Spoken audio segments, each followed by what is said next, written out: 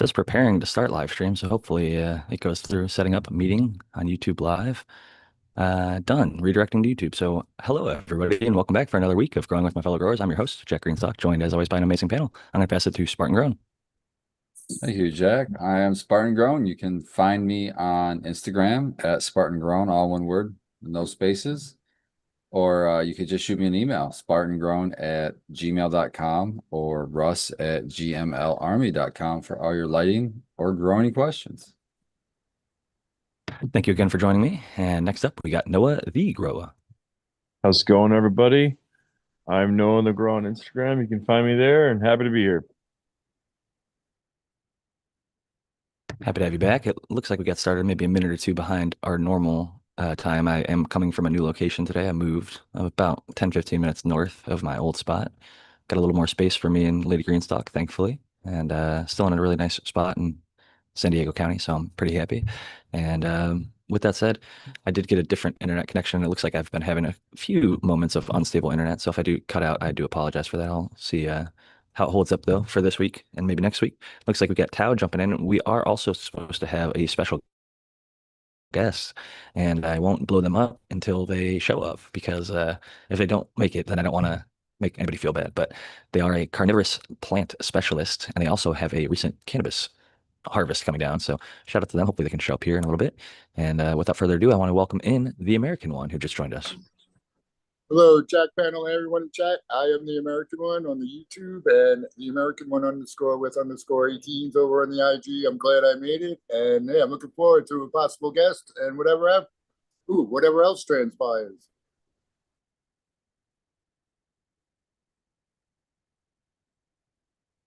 You caught Jack right when he's getting ready to do a bong right Yep, now. I just realized I just unmuted myself again. Thank God you stepped in, Spartan. Dead air is no good. But yeah, Hey, it's not dead air. It's smoky air. there you go. Bong smoky air.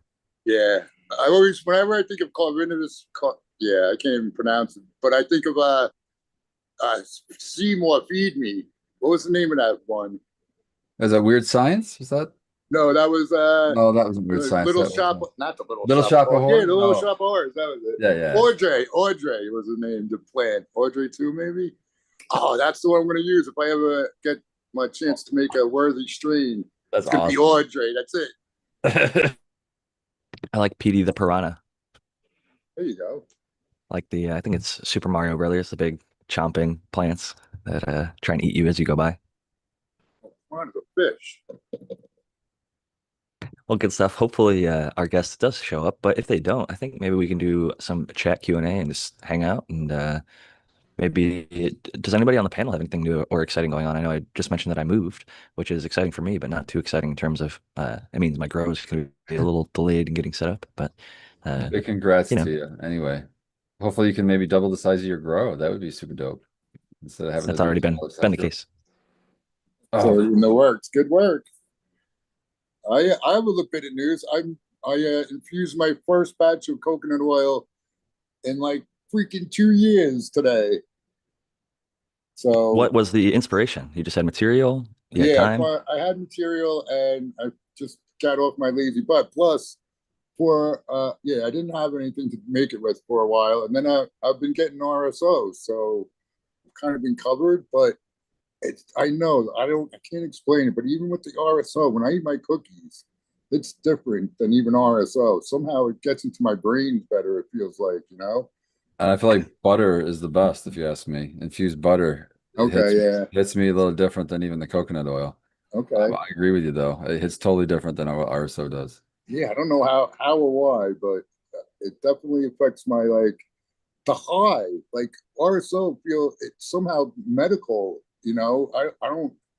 Yeah, it's really weird how it's different because it's impossible that like the cookie would be more potent than like with the RSO Oh amount yeah, that I for was sure. taking. So it's just a different experience, and I really and then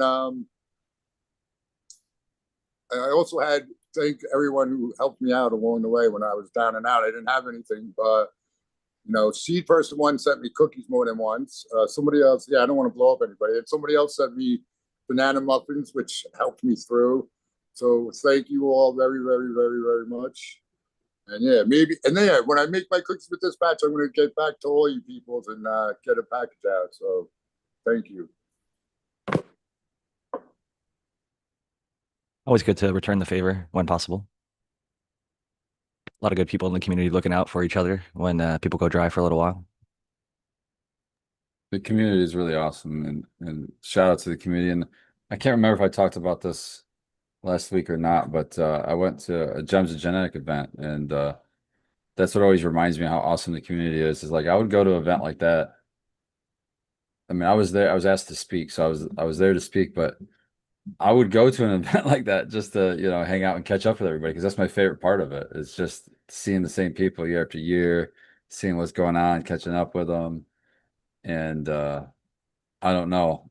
And it's also like a musical festival too, so there's music going on and that helps. But I don't know. I just really think that it's important. I don't know if it's I know it's not just a Michigan thing. I know that other places have cannabis events. And I just hope that if you're in an area that has them, I'd check them out if you haven't. Sometimes their industry, the industry cannabis events that's a whole nother thing. But if you can find the grassroots kind of caregiver style events, those ones are awesome, man. Even just like gem and mineral events. My wife's mother in Tucson, I think they do a big gem and mineral show, and it's like a hoot and hollering good time. People love going and checking out all the good stuff. And if you get an event of a lot of passionate people together, like I was just doing yoga with one of my clients, and I also like saw some dudes just out there with like a little RC car and they were like rock climbing like the side of this hill. And like some people might be like, what are some grown ass, teens or young adults doing with that? But it's like they were having fun. They weren't bothering anybody. They weren't making a bunch of noise. It's like whatever you're into, if you're like passionate about something, I'm sure there's an, RC car club or show meetup and Oh, there you get a bunch of absolutely people are. with common interests together. It's a pretty good time. I've seen people where they build, I mean, those RC cars, they get serious about it. They actually build all the components like you're building a damn car and they'll That's how my build them one and paint them client's and brother is. They like yeah. electrically wire it. They know it's basically a mini EV, like a small electric vehicle. Like they do all the same things. Like Whistling Diesel proved that and put a Tesla upside down and drove it with giant wheels. And basically the concept of all these little RC cars or things like that, they can be scaled up. So it's kind of Yeah, amazing what I electric motors can do. I was speaking with my buddy from New York, and he was telling me that I don't know if you guys aren't familiar, but Southampton is like this really stupid ritzy area out east on Long Island, and they weren't allowing helicopters in for a while because all the rich people in Manhattan would just take the helicopter out there and party it up for the weekend and then go back. Well, the noise and the people that live there were like, "Screw you guys!" But now they have a freaking electric helicopter. They call it. I think it's a drone, and it goes from Manhattan to Montauk. And he was saying it costs $8 in fuel costs go from Manhattan to Montauk, and that's like 60 something miles. So that all these things are going to be game changers eventually, but that's probably the distance to go. I don't know these things, but it can't. I'm sure it can't go very far. A helicopter uses a lot of They have energy. these EV they're called vertical takeoff and landers. They just like take off straight up and then they basically pop out wings. With some of them, or some of them just have like 8 or 16 different rotating things around it. Blades, yeah, Yeah. They're more legal in like Dubai and China and other places. yeah. We're a little more regulatory heavy. The FAA is Well, not a big fan. Dubai had one from. They had taxis a long time now. Roof to Drone roof. taxi, yep, roof to roof for a long, long time. Because before I came here, it must have been like 4 or 5 years ago. There was an article I read, and As that's soon as it's exactly right. as soon as it's Roof to roof. possible, some countries are going to legalize it before us, right? So as soon as it's like engineered and like physically achieved, they're going to have people start actually doing it. So it's kind of crazy to get to witness in real time. We're admittedly a little bit behind in certain things because of regulation, but at the same time, probably will save hundreds or thousands of people from dying in crashes of Oh, relatively shadily tested or low quality manufactured, not much better than your right. drones that are flying around for photos or whatever. But even I those don't. are pretty impressive quality, admittedly. Even the cheap shit has gotten so much better. I don't think we're behind. I just think we're. Our military is probably leaps and bounds ahead of everybody. They just don't share it with us, and they probably don't want a whole bunch of electric flying vehicles in the sky in America either. I would imagine. I Oh, we don't got know. drones too, man. And if you look into Anduril, they're building a huge factory in Ohio. And the dude Palmer Luckey, who made the fucking Oculus Rift headsets, the video game Okay, yep, shit. yep. He got into military shit, and now he's like the world's foremost innovator in making military technologies. But that's for another podcast and another Yeah, we're time. really getting sidetracked here. I'm sorry. It's all But it right. is We're amazing. it's I blame our guests for not technology, showing up. the technology and the AI now. AI is leaps and bounds. Like the people in the back, like of like Amazon, Google, and all these huge companies are like, it's progressing so fast that like they really can't believe it, even though we're not seeing it out in the real world. But But yeah, I yeah, let's talk about digress. that. Like AI in We're growing to plants too. growing. I just saw they have these memes now going around. It's like a Bigfoot. There's some new AI video generator where they like make Bigfoot being like, "Oh, I'm out here chilling with my plants," or "I'm He's out got here his running through the bag in woods." his hand. Yeah, And then they all say different shit. Like some of them are, comedy or whatever. But I just saw a grow one, and he's like, "All right, I got to stake these plants up." But like you could tell the AI is like they were giving it commands and they were trying to get it right, and they got it close enough. But you could tell it's like it doesn't do it how you and I would do it. It didn't look like a real field. You could tell like it's not quite there yet, but it's getting better all the time. But it was interesting to see it kind of used as like I almost see it as like a marketing tool. Like I see Brandon use it for ads for his company. He'll make like a King of the Hill, but with like people talking about Bokashi Earthworks or something like that. So I think it has a place. Some dentists used it for a viral marketing campaign of like a Yeti skydiving, and then their business like tripled or some shit. So oh, uh, I'm talking about even deeper. Like they, when you call customer service, it's going to be a computer that's AI that will that's been the speak to case for you. a while, though. I mean, Right. everybody hates talking to the robot. The robot's is actually decent now. Well, like yeah, no, to the point where you wouldn't know it that you're No, talking I to. know. Right, right, I've okay. seen a AI advertised that has like a percentage. They'll say this is our sale uh, success rate with this AI chatbot, and it was like pretty interesting. Like it sounded so natural. And this was a year plus ago that I heard it demonstrated, and it was like pretending to be an Apple salesperson, and they're like, "Well, what would make you blah blah blah, like more interested in getting the new AirPods or whatever?"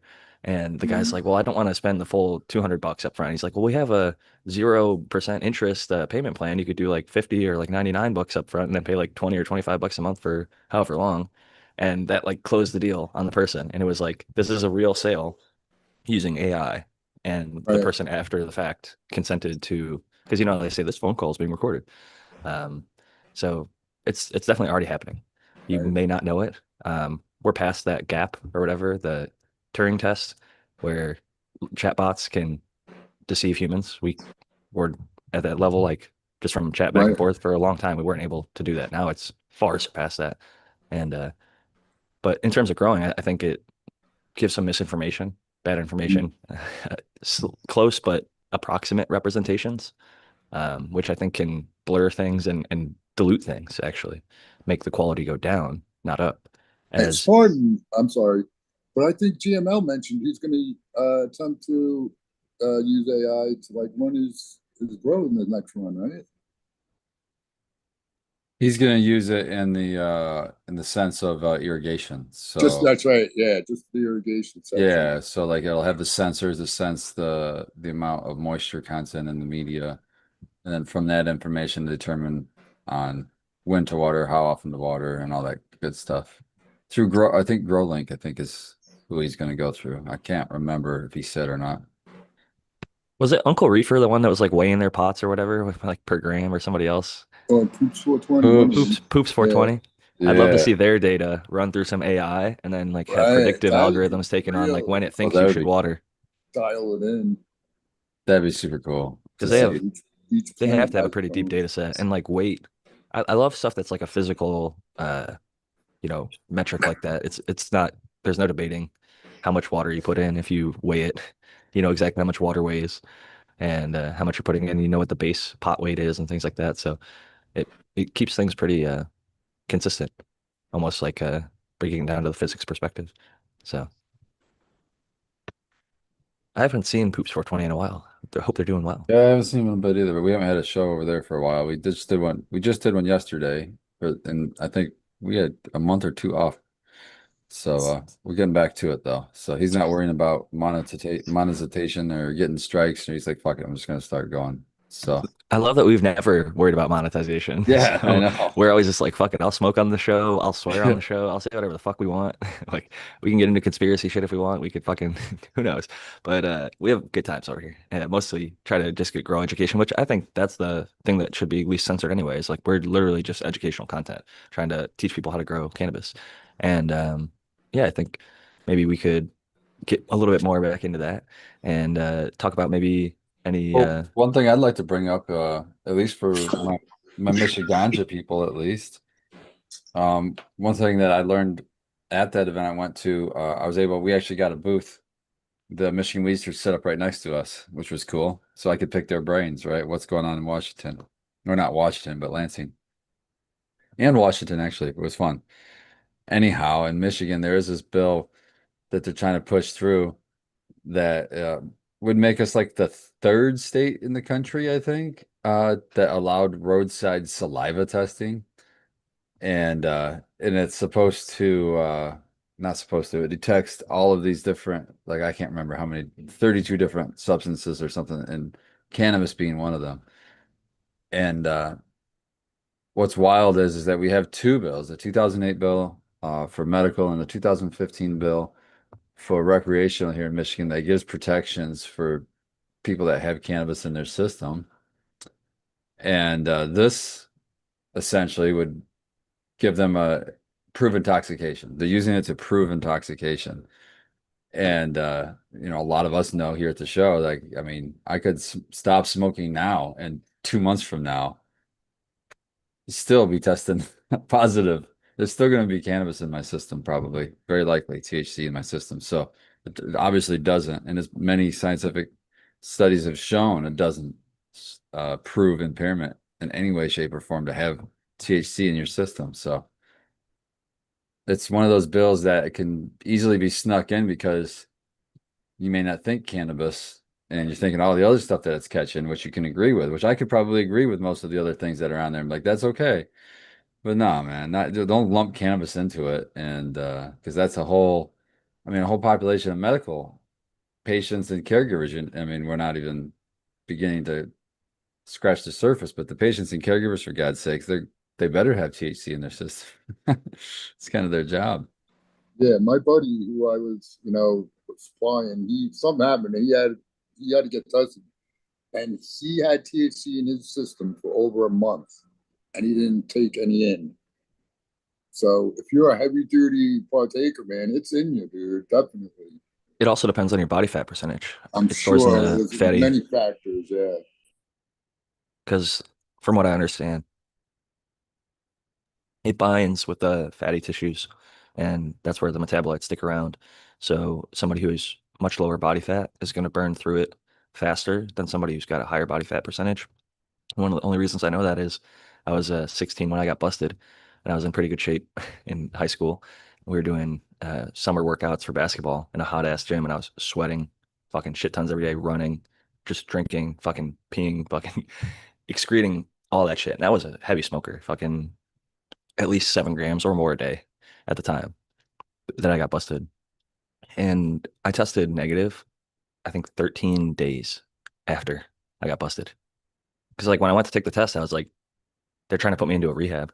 It's Ohio for you. Um, so it was part of like the, um, going to court, you get charged, and then they say like, all right, well, you have to go through a rehab program, and part of that is getting drug tested.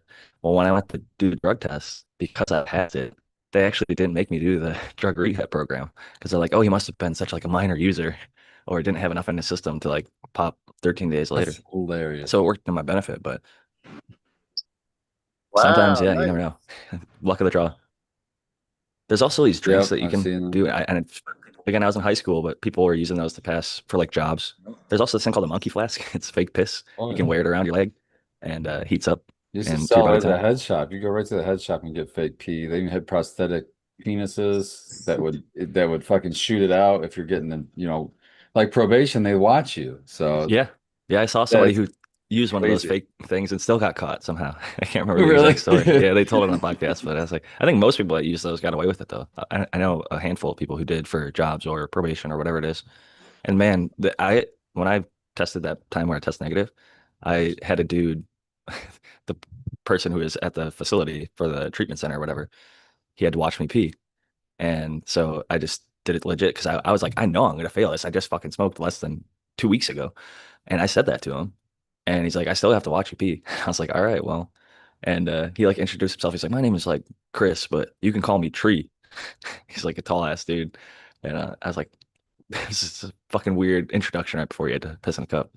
But uh, yeah, that was not one of the high points in life and why, I'd be like, look, buddy, it's uncomfortable enough. I'm not having a conversation with you. Would you shut the fuck up? especially like about your nickname. I don't even know you. And yeah, dude, I admit like fucking even just pissing in a public restroom, like if somebody walks up right next to you, like if all the urinals are taken, fucking it's just weird having somebody right up next to you, like trying to go. I Get a little totally nervous agree. bladder. That's I mean, not my style, man. I'm all right with that, but it's like when you want to have a conversation with me, then that's where I have that draw the line. It's like this is not a place for we're not buddies. Small We're talk. both sitting here holding our stuff. Come on, man. Just do your business. Get the hell out. What is this? What is this I conversation thing? I always thought about, thank God, knock on wood, I never found out, but being either in the military or in prison, you're like shitting right next to the guy, like, right? There's like nothing there. And yeah, people just watching you do your business. So yeah, that's got to be a little awkward at first. That would And be then, rough. That would not be yeah, fun. It depends on your station in the military, where you're at, what you're doing, because some right. of them have legit bathrooms and some of them are digging a trench in the middle of the forest and taking shit and then burying it so that they're not discovered, And just, blowing up the whole place too at the same time. Yeah, What are you literally gonna and do? figuratively. Yeah. there was a bunch. Did you hear the guy? The guy's like, they got a bomb scare at a Home Depot because somebody in the bathroom said, "I'm going to blow this place up right now." That's legendary. If that happened to me, I'd be like, I'm saving the paper and There you I'm go. I'm saving out. the news report, right? Yeah, yeah. I'll put that up there Uh, because that's a badge of honor right there if you can go to that degree. Local Wow. legend. Yeah. All right, I gotta get back on the grow talk and I gotta weave Noah into it. Noah, if your house was burning down, heaven forbid, you had to run into your grow room and grab one cut, which one's it gonna be? Duct tape. No hesitation. And you're starting fresh with duct tape, and then Absolutely. when you get in your new spot or when you rebuild, what is the second strain you're picking up after duct tape? Good question. It, well, okay, so the thing about duct tape is it's just the best from all aspects, production, quality, all of it. But if I'm just going off of like quality, that's Shervaceo. I like that one quite a bit. Um, I that'd was be just my gonna ask, second would you ever choice. monocrop again? Would you ever go back to like the full one strain run? Yeah, it's tough because you get kind of complacent, you get kind of stagnant, and like People like uh, variety. yeah, that's it. It's you want variety, so but I narrow it down to three or four usually. So I think those are two solid ones in the modern times. I'll ask Spartan Grown that very same question. Grow room's burning down. You're running in, grabbing one clone and one clone only. Man, I'm saying fuck those clones. I'm grabbing my seed Seed fucking collection. yeah, my seed collection. Seeds are safe. Seeds are safe. I don't really care. It's Mac 1 maybe. I'll grab Mac 1. I don't have a seed of that. I'd grab Mac 1 probably and then be excited to pop seeds. so you do want a clone. I do want a clone. Yeah. I mean, I mean Gotta that's test one of that that. about the Mac 1. I Yeah, need to that's grow one I that shit like. myself. Because I've only, like I said, maybe not actually, because you also gave me really sage advice a long time ago. And it was maybe just don't give it another shot. Because I grew this one strain and I thought I fucked it up because it just came out terrible. The breeder is well known, and I've had 7 other strains from them and loved all of them. So I was like, man, I must have really fucked this up because it was like a small pot kind of experimental grow, and it was just a kind of a pheno hunt thing. So I didn't care too much, I had everything else in the room was kind of killer, so I was just like, that one's just a little lackluster. It looked not the best, didn't smell the best, didn't taste the best, didn't have the greatest eye. So I was like, man, what the fuck? And then I tried it from a group that I really respect out here, and I'll say the name, 710 Labs. I think they do a good job. Rosin, flour, everything all around, from doobies to hash rosin. They do good shit. So I had it was called More Cowbell. And not to shit on Bodie. I like Bodie. Hilarious. Even though he worked with cookies, fucking, I hate cookies. I will say that. I fuck cookies. But and More Cowbell actually has cookies in it. So there you go. Maybe that was the issue. They just won a lawsuit against the dispensary, the cookies brand I believe it. against their cookies dispensaries. I mean, it's lawyers fighting lawyers, and I don't. Yeah, I'm glad that they had to spend money on legal fees on both sides. Fuck those guys. But yeah, it was called More Cowbell, and the version of it then was a forum cut Girl Scout cookie crossed to 88G13 hash plant male that he'd worked with, and I tried a bunch of other crosses like Black Triangle and others um, that were fire from him. So I'm not shitting on Bodie again. Love Bodie. But that particular strain, More Cowbell, 710 Labs had it. Got it from them, and they grew it really well. It was frosty. It smelled a little better than mine, looked a little better than mine. Still fucking sucked. It didn't taste very good, didn't get me very high. So I was just like, you know what? I'm giving these seeds to somebody else with the warning that I hated them and thought that it kind of sucked. And I've said this like 50 times on different shows, but yeah, that's one that I definitely will not go back to. So I'm also thinking like Mac 1, even if I got the cut from Spartan Grown or from uh Capulator, I'd probably still hate it at the end of the day, even if I grew it myself to my own standards. Did the person you gave the seeds to grow them out, or did you get a report? I Or actually don't even remember. I've given, not so to many seeds blow out? smoke. Yeah, you probably know the feeling. We've given out so many seeds to so many people. I People send me photos like, dude, I harvested this and you gave me the seeds. I'm like, holy shit, I didn't even remember that. Like I'm stoked that you got that. Like I'm happy that I've given out more than I remember at this point. Because it's easy to want to hoard them and not share. But at the same time, if you're not going to grow them all and you've got some cool stuff and people are looking for certain things and you've got access to certain things, like I almost feel like man, it's a privilege to have been around when started as long as we have been, because many breeders are no Yeah, longer here. We've got seeds that people don't have access to absolutely. anymore, You just went sitting in through our a stashes. lot. Yeah. I I mean, that's love like being able to hook people up like that with something you can't find. And I'm like, yeah, I got that right here. Check it it's out. like Pineapple Express, the movie. Like before the strain hits the market, like whether it's a brand new tester or a strain from a breeder who's dead and no longer around and nobody grows the strain anymore, maybe it just wasn't a popular one. It's like we have access to shit that is exclusive. Nobody else can have it. Like there is no authentic like way for other people to have this thing. And from a business perspective, if you want to get into that, whether you're a breeder or a grower at a small scale or a large, that's something you can call a consistent competitive advantage. The reason I ask, and I'm going to get the Tau after, because I asked Spartan and Noah about what clone you would grab if the grow's burning down, is because genetics matter a fucking lot. And if you get good genetics, that's going to put you in the game. Even if you don't grow the best, you can fix things in the grow.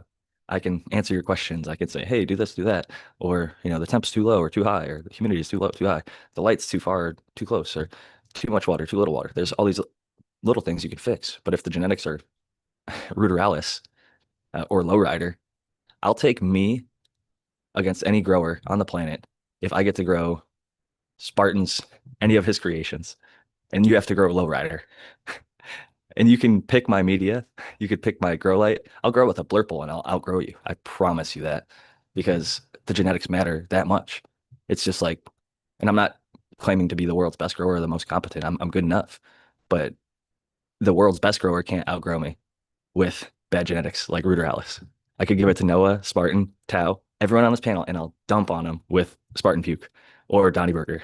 Like it's going to be just an unfair competition. It's apples to oranges.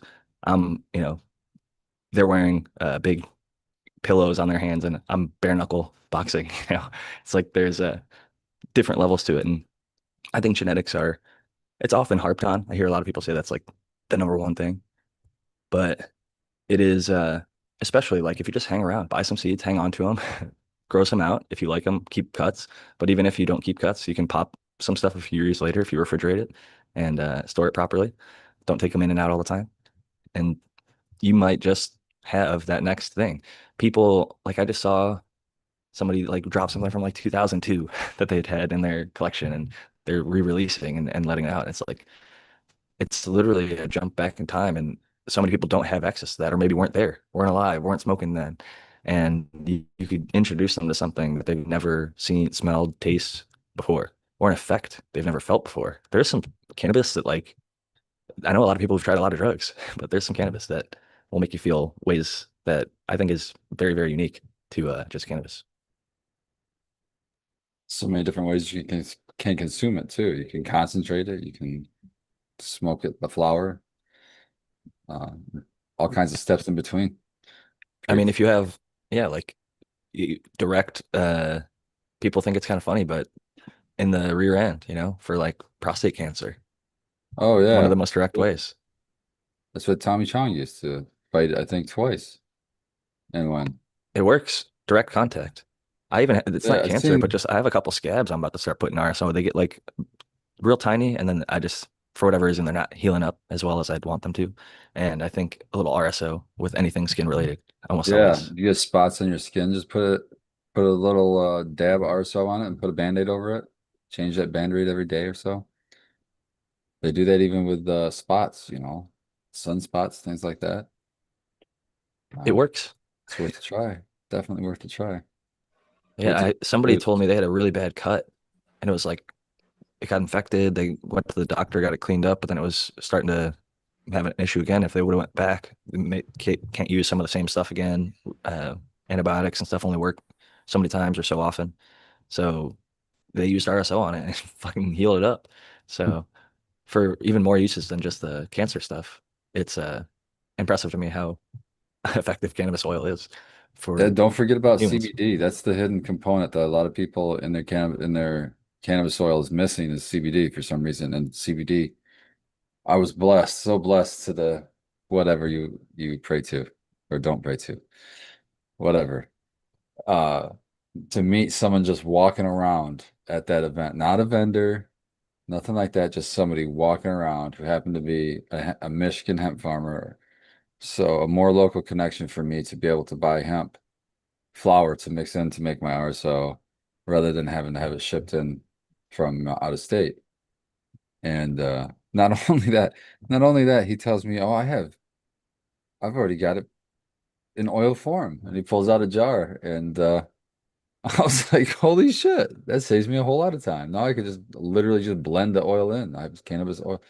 So I ended up getting a CBD CB a 1-to-1 ratio of CBD and CBG oil, and I've literally been dabbing that and dab that, and I will admit it's not the greatest flavor. It tastes like Play-Doh. What Play-Doh smells like is what it tastes like. And then but then recover from that and then take a regular dab of high THC dab. That's where you get your flavor back and you get the THC. And I tell you what, man, that is a different high than if you just do a THC dab. It I feel like you know how they say that if you feel like you're too high, you should smoke some CBD to bring yourself back down. I mean, I think CBD does bring it down, but it definitely doesn't turn it off. It's like it squishes the curve. So what I mean by that is you don't have as high of a high, but you have a longer high.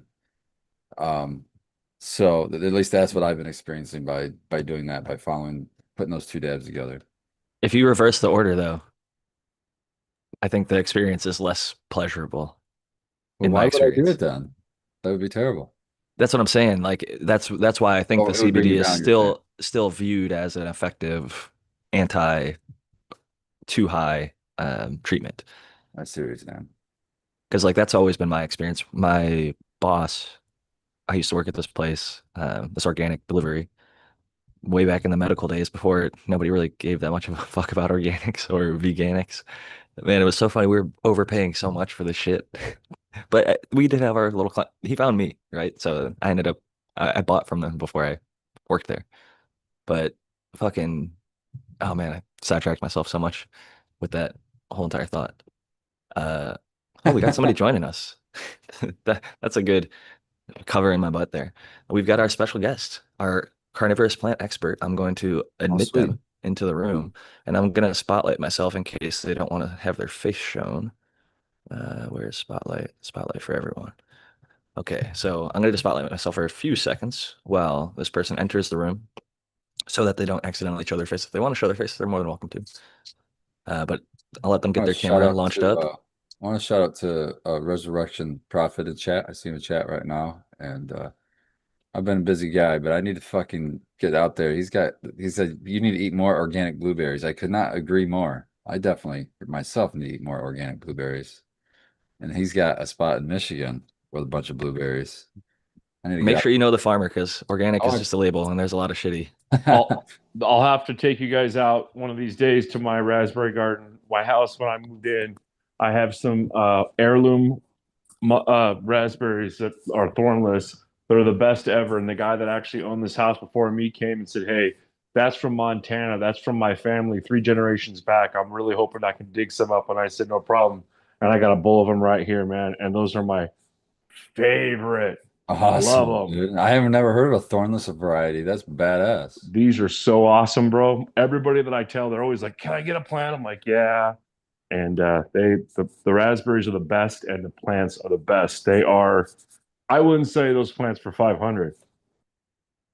Driscoll made the thornless blackberry, and I think they might have also done the raspberry. But there's been many people that have improved on the flavors and things like that. I personally think they grow the best in Mexico in terms of the blackberry. The raspberries, I'm pretty sure, grow better in other places as well, though. So it's cool to They see the could different go berry stuff. wild here, man. You can just walk around and get them out of the edge of the forest. Yeah. But I love the fucking golden. Have you had the honey shit colored? They turn like they're really light colored at first, and then they'll turn almost like a yellow color, and then when they're ready to be picked, it's like a honey colored gold. And oh my God, those are so fucking good I've raspberries. seen and heard of them. I have not tried them. And just jumping back for a second, the whole I got sidetracked. CBD bringing me down. That's the whole reason I got into the delivery service story. The guy it was kind of a champion of CBD before, and not to sound like a hipster, he was like really into it before it was popular. Because I've seen the market fucking explode. Now it's in every gas station. Like it was not like that when we were selling flour. He had to give it away for free so that people would even try it. And I would try it while I was like at work some days. And like I'd be the guy, I wrote all the descriptions for the different strains we'd get in. So I'd be smoking the THC flower. And then he'd be like, oh, try this ACDC, try this Harlessu, try this fucking Canatonic. Every fucking time Got it would take ACDC my high, dabs. boom, straight down. Like I'd be Yeah. like fucking vibing, like feeling good. Like my heart might be racing with that Jack the Ripper that one time, first time I tried it. And then as soon as I smoked that suit, it's like boom, plane crash. Like fucking took my high straight, plane land, actually, not a crash. It was like a smooth landing. Because like Spartan said, Yeah. it kind of it flattens it out and it extends it. Because I'm sure all the medical effects, like the anti-inflammatory effects, the, relaxing effects, because I do think THC has the capacity to be relaxing in the right setting. Bro, And this CBD dabs are top it. CBD and maybe it's the CBG because it's 1 to 1, but whatever, whatever. CBG has great benefits too, for sure. The CBD CBG combo puts me to I sleep. like CBG more than I like CBD personally. I Like think if I was gonna CBG isolate is one, but they're all good. I think is it CBG like the precursor to CBD Both. and THC? Yeah, okay. Yeah. It's So the it's like makes sense to God find it in hemp because they're father, gonna God harvest it mother earlier. molecule. Yeah, yeah. It makes sense then you'd find it in hemp because they tend to harvest a little early because they want the CBD to be up but no THC to be low. CBD develops a little bit sooner than the THC. And most of it's going to concentrate. Not a lot of people are Exactly. like field growing flower for smoke. Like the He told me he showed me pictures on his phone of like these fields of hemp.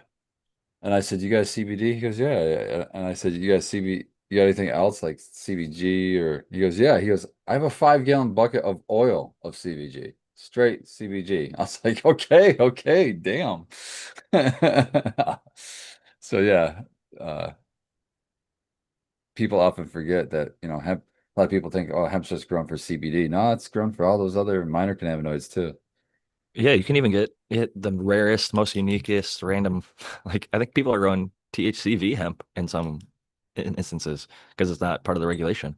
But without further ado, he's been here for a while, so I think if he can find the unmute button, I want to welcome our special guest of this evening, Girthquake. Hey, what's going on? Can you hear me? Yeah, yeah. You didn't get eaten by your carnivorous plants. No, no, honestly, I know I talked to you a little bit earlier and I had thought the stream, I hadn't tuned in for a while. It's been a couple of months, honestly, just got busy. But I thought it was yesterday. So my schedule was kind of all messed up. But long story short, I'm on what's going to be my last grow for a while. I've pretty much been growing perpetually since I started watching you guys and first came onto the show like probably 2 years ago now. But I'm taking a little break from the cannabis thing. Just well, we'll say someone who isn't me, somebody, a buddy who I helped grow his cannabis is taking a break for a while. And now that opens up both of us to focus on our carnivorous plant endeavor here. But if I can get this video going, I'll show you this hell I've been in for the last couple days here. So these are I had six in here, six plants in here. Let me see if I did it automatically flip the camera. It's Yeah, probably a yeah, you little got it. I was just about to ask if you could turn it to the side, but you did. sweet. I'm glad Matthew Gates isn't here because if you guys remember last time, I was telling him how much better carnivorous plants are than sticky traps. But sometimes you got to do what you got to do. It was actually for the health of the carnivorous plants that I took them out of here because they were just so covered in the bugs, as He you would can like see it. here. It's multi modes of action. You've got the Oh carnivorous yeah, plants and the sticky traps. He's that's a big true. fan of IPM in that regard. Oh yeah.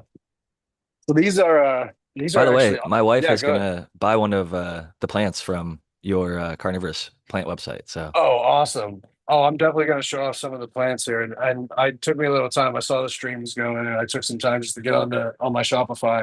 And I set up a discount code. So anyone who is watching this and is interested, I have a very small collection of carnivorous plants right now. I do grow pretty much all of them out of my basement. Half the reason I'm giving up on this little hobby here, or my buddy's giving up on this hobby here, is to free up his 10 for more carnivorous plants. But there's a discount code I set up, cheap home grow. Anyone, if you go to Flora Horrors, that's my website.com. You can follow us on Instagram too. That'd be awesome. We have a main website. I do most of my sales on Etsy, believe it or not. But on my main website, and I could probably set it up on the Etsy too. I'll get to that. Pretty live for like a week or so, but cheap home grow, 25% off the whole order. So I appreciate that if she actually ends up coming through and buy something. for sure. And just to let the people know, that's florahorrors.com, like FLORAHORRORS.com. You got it. That's it. I'm gonna post that in the chat right now. Actually, I think I'm a mod, so I should be able to. Florahorrors.com. Yeah. I'm gonna try and pin that. It might not let me pin it because I'm not on the cheap home grow account. When you I'll post change the link too. houses, funny enough, Instagram and Google know it, and they're like, "You're not the same person. You're in a different Wi-Fi, so we're gonna make you log back in again." And I started doing all that, and all my settings aren't exactly the same as they were before, so that's why there was a little delay in the start of the show. But back to you, Girthquake, with the garden over here. What are Well, the yeah. strains that we're looking at? They're looking good. You're pretty Uh, close to harvest here, or it well, looks like you said you were harvesting some even maybe oh, yesterday. yes. Yeah. It So looks this like 10, this one. go ahead, Tal. What were you saying? I was Good to gonna hear from you. say, yeah, welcome. It looks like we got one harvested already over there on the left. Oh man, these are the last two out of six. I had six of Okay, these 10, and it was those. very overcrowded and overkill. And I just it was the last, like I said, it's the last grow for a while. So I you dug up a couple of the last seeds I had and just stuffed six plants in here.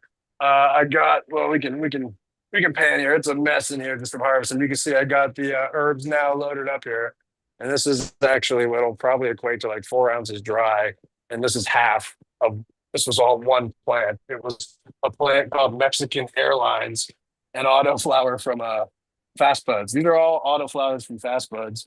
And whether or not, some of those big seed guys get a bad rap, they were like some of the last seeds I had left over. And man, I've had really good success with low effort grows with Fast Buds. This one here, go ahead. What were you going to say?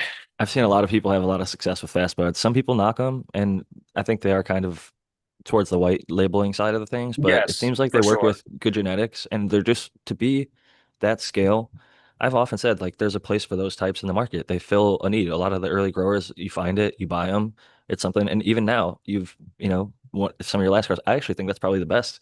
You wait till you actually know what you're doing, and the fact that you know how to grow, you're gonna get some fire out of because they are using modern genetics. It's not like a low rider or a rooter Aller. That's probably a cross of some pretty fire stuff, I would imagine.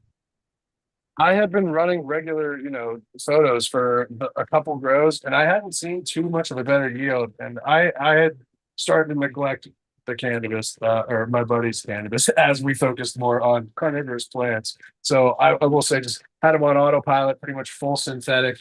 You can still see the hydrogen halos. Now they're completely dried out now because with the full intent of having all these harvested this weekend, my plan was to just let them dry out, not waste any more water, and especially this one here. This one here. This was just a straight up. They had it listed as gelato on their website, and he was the last one in the 6-chain hydrogen halo setup.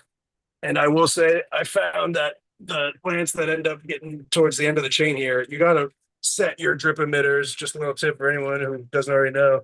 Maybe set the ones at the back fully, or the last plants to receive water. Set those fully open, and the ones up toward the front, closest to the pump, set them half, because just the way the pump will end up flowing water. This guy got neglected, and he didn't get nearly as much feeding as he should have until the end, which is why I think he just started to go leaf crazy towards the end. But this one actually might have ended up being the best plant, even though I definitely let it foxtail and get a little crazy towards the end because I just kind of dumped the last of the feed that I had in. So they got a little extra nitrogen and leafy.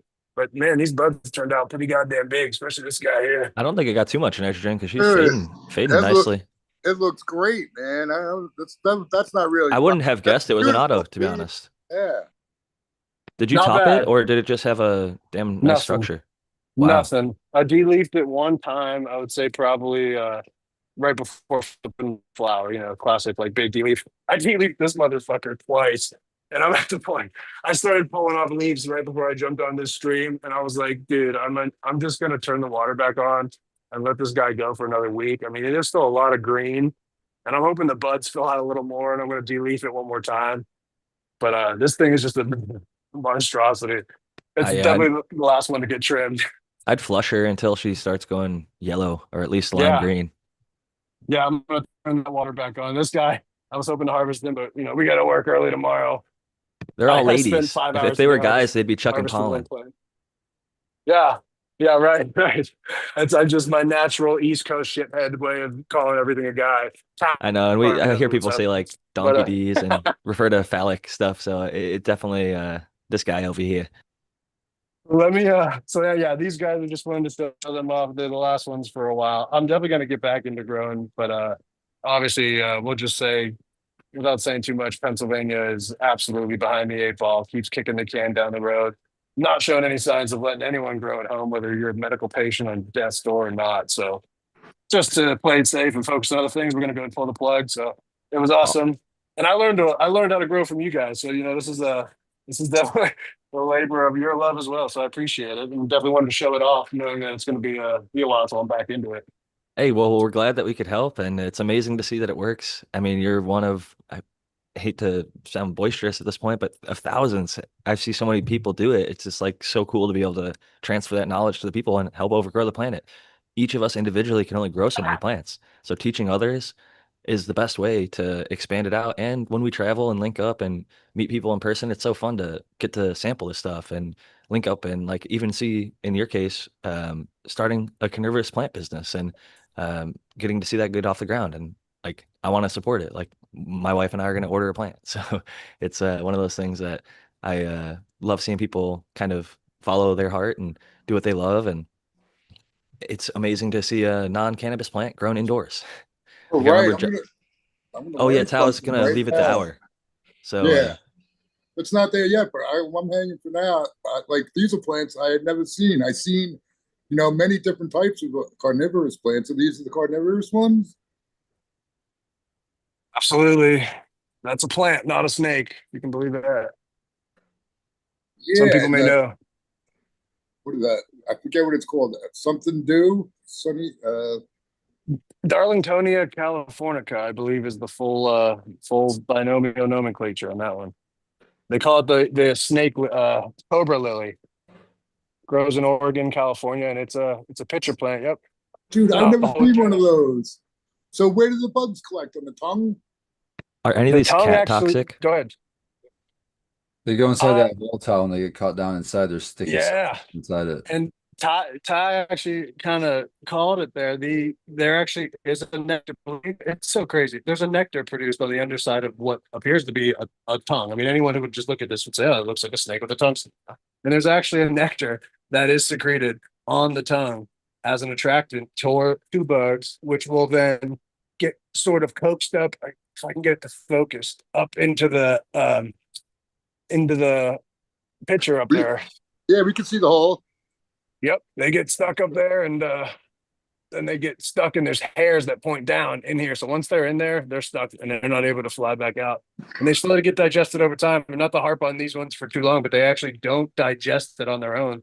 Scientists think there's a symbiotic relationship with bacteria that help them to break down the bugs once the bugs are actually stuck in there. So That's like us, dude, with our micro, yeah, biome. Most of our cells on our body are actually not even human cells. It's a bunch of, you know, stuff that Brandon Rust sells.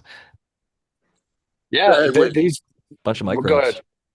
ahead. can one eat any of these plants, or any of these plants edible for humans? It's interesting. Scientific books, there's like a trend where Darwin put out the first one like in the 1800s, and every like 50 years, there's another book that comes out on carnivorous plants. One came out recently in like the last 5 years, and we're just starting to see the cutting edge of I guess what you would call biotechnologies in association with these plants. So what can the secretions, the liquids, the goos all be used for? And some of them are really interesting. Yeah, bacteria, more bacteria is good for everything. I see Jack asking if they're toxic to cats. I would say each one you would need to look into it on your own. And as an aside, my 6-year-old Bengal cat named Enkidu is an absolute menace to any of these plants that I have upstairs. He doesn't even like, I mean, he hates the smell of cannabis. And he doesn't like, cats, they don't like to touch stuff with their paws. If he touches like tinfoil or anything, he like jumps, he freaks out. But these sticky plants, he just wants to floss with them. He chews them to bits. He loves them. And hey, he's not twitching or anything, so apparently it can't be that toxic. And That makes me I feel a would lot better definitely, for sure because I we've would got two look into it. cats. Yeah, I figure it could be a patio thing at the worst case scenario, but yeah, it sounds like if as long as your 6-year-old cat is doing well, I've got a couple 7-year-old cats here that as long as it's not gonna bother them, I'll be stoked to have it around. let me pause the video. And if you think those looked exotic, I'll tell you some of the most exotic ones I have are these pitcher plants that are from Asia. And I just switched over to another tent here. I'm rocking about 8 tents in my basement right now, and it's getting a little out of control. You've got But some being a great fit, photos of these on your website. These are epic. oh, thank you very much. I appreciate it. Shout out iPhone 15 for doing all the work on that. But Well, shout out to you for growing it, dude. I mean, the iPhone's just capturing what you did with the nature of this. I mean, I don't know if that's a great one or a bad one, but to me that looks healthy as hell and awesome. I would say even I'm trying to I get in touch with some of the more advanced growers, which is a pretty small team. The carnivorous plant sort of niche is really like blowing up in the last decade or so, especially even though cats have been into these plants since like I mean in popular horticulture since at least the 80s. But I've been talking to some of them, and for growing in a basement in Pennsylvania, not to pat myself on the back, a lot of people I've talked to are pretty impressed. So I try to make the shots on Instagram. You guys are getting the behind the scenes. I definitely will try. You might have saw my ugly mug when I first got into here, but I definitely will not turn this camera around to show you, the pots and stuff stacked inside. The goal is whether or not to do it in this state to eventually build a very, very formidable greenhouse and get things going seriously. I've been growing these plants for almost a decade. I'm only 30. But I started selling them a year ago, and it really just kind of uh you know floored my interest to get serious with it. So we're trying to get serious with some infrastructure in the next house. I mean, I'm One of my renting. favorite sayings Yeah, go is ahead. every overnight sensation is a decade in the making. And I think we're witnessing Yeah. kind of the birth of one of those, hopefully. And as a guy from Ohio, even though the Steelers were big rivals to the Browns, and I won't hold that against any PA folks, uh, it's I wouldn't, as a kid, if you told me that there's some guy growing carnivorous plants one state over from me that are exotic and look like this, I'd be like, get the fuck out of here. And now here I am witnessing and talking to somebody like that. So it's awesome you've been at this for a decade. Your experience clearly shows. And I'm going to just pass it back to you so you can talk more about these amazing plants. Well, so as I was saying, they're called Nepenthes, and so they're pitcher plants from Asia, that part of the world. I mean, Indonesia, and They are some of, I mean, people call them the most beautiful carnivorous plants for a reason. Believe it or not, these pictures are actually just they're leaves. They're modified leaves. They are a part of, these are technically called the leaf laminas, the photosynthetic portion of the leaf that, looks like any other part. But these extend, these very almost animal looking extensions are just a further adaptation of the leaf. There are a lot of scientists that are starting to come onto the podcast scene right now. And I guess this would be a good place to plug what I've been putting off for a year. But if you go on Spotify, you can search for Carnivorous Rants, and it is a podcast that I've had just the trailer up for about a year now. Definitely taking some notes from you guys, and we should have a podcast going here soon. There's not a lot of podcasts out there so far that highlight these guys. But Dude, without that's rambling, awesome. I think yeah, people would be without really interested. And I think my wife just suggested if you don't already have one, maybe make a TikTok because these are so like I think if you made a couple videos, it's not like something that's banned to my knowledge on TikTok, and I don't think they're really illegal many places.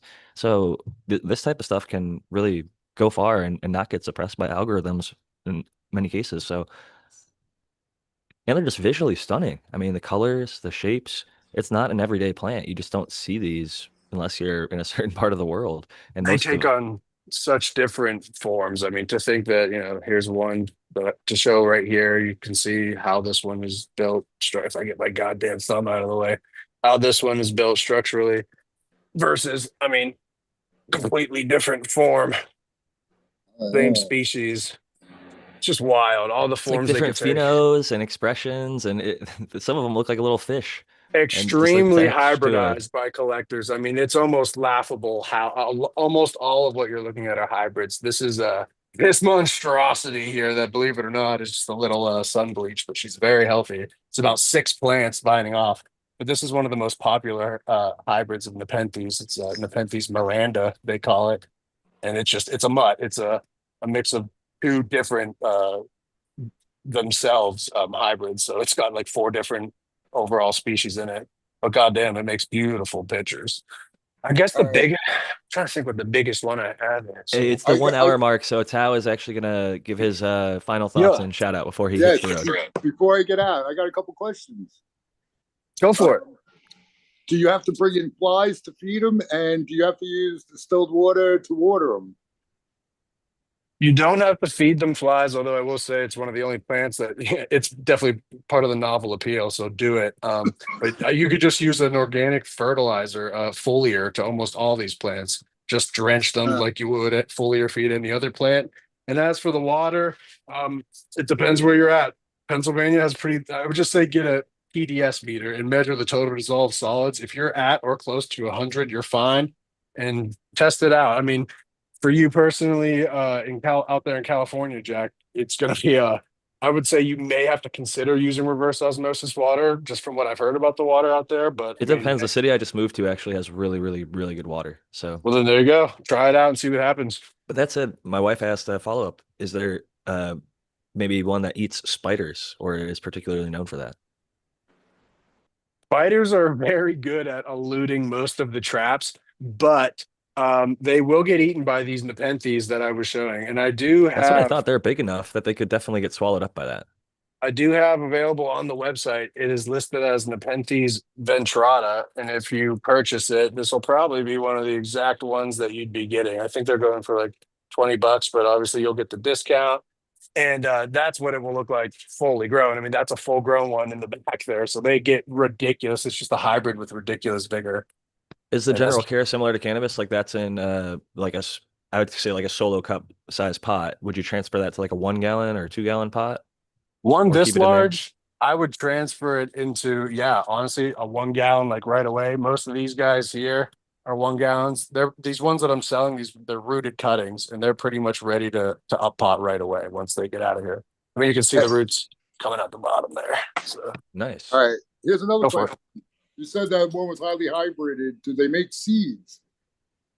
Yeah, I don't have any flowering right now, and I actually have not made any hybrids myself with this species. I've made hybrids with pinguiculas and sundews, which readily flower. They go crazy flowering. So you almost always have hybrids forming in your grow tents, but these Oh, ones that's do. great.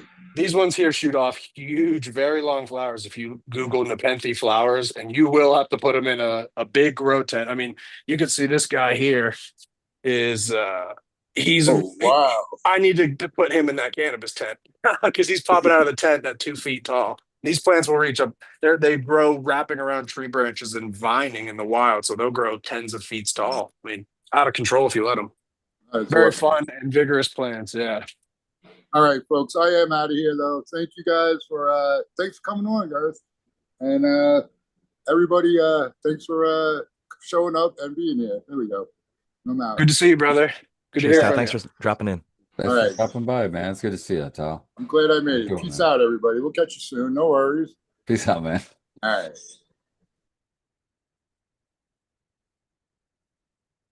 Have you done any promotion on any other podcasts so far? You've mentioned that you've got some stuff going on Etsy. You said that was the most popular place for sales so far. Is there a place that you prefer sales? Like I know sometimes Etsy will take a cut. Can people come directly to you or florahorrors.com? Is that probably the best way to go about ordering one? Florahorrors.com or Etsy.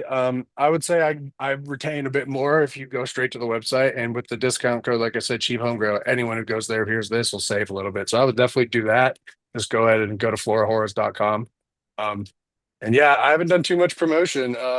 I've been selling them for only a year, and the collection is just out of control. So I'm sort of at the point, or I should say, I'm at the point where marketing is needs to match my inventory. I sell out pretty quick, and so I got to get my stock up to the point where I can really start pushing my marketing. And I'm thinking this time next year, I'm going to start investing more in marketing. But I also want to branch off into this podcast. You can hear it in my voice. There's no more room for cannabis, which is a very sad thing with all that's floating in my head.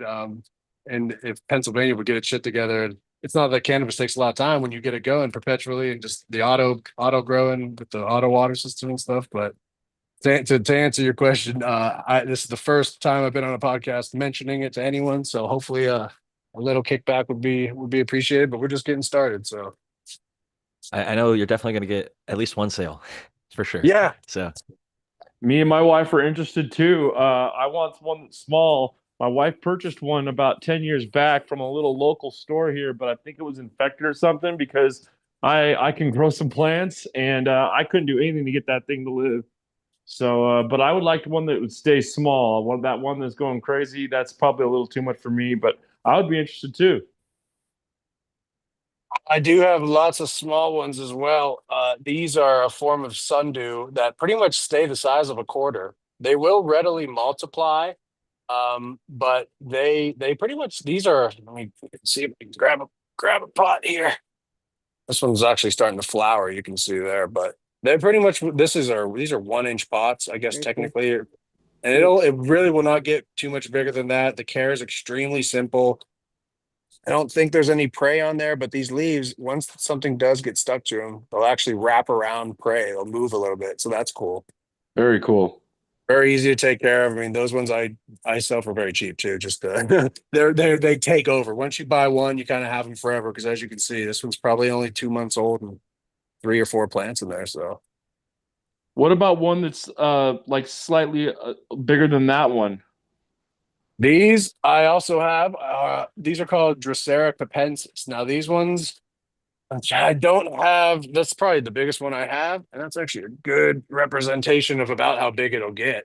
They could get a little bigger. The leaves could get up to half. I would say 4 to 5 inches tall. This one's not even a year old. Already has 2 flower spikes coming off of it. Drosera capensis. The leaves will also wrap around prey, which a lot of people really like that. Not able to zoom in at all. But so anytime you see you, if you go on the website and check, you'll there's usually a little size comparison that I have going on there. I'm definitely going to start putting some shots with rollers on there. This is a different species of sundew. That one gets it's in a 3 inch pot there too. Stock's kind of down right now.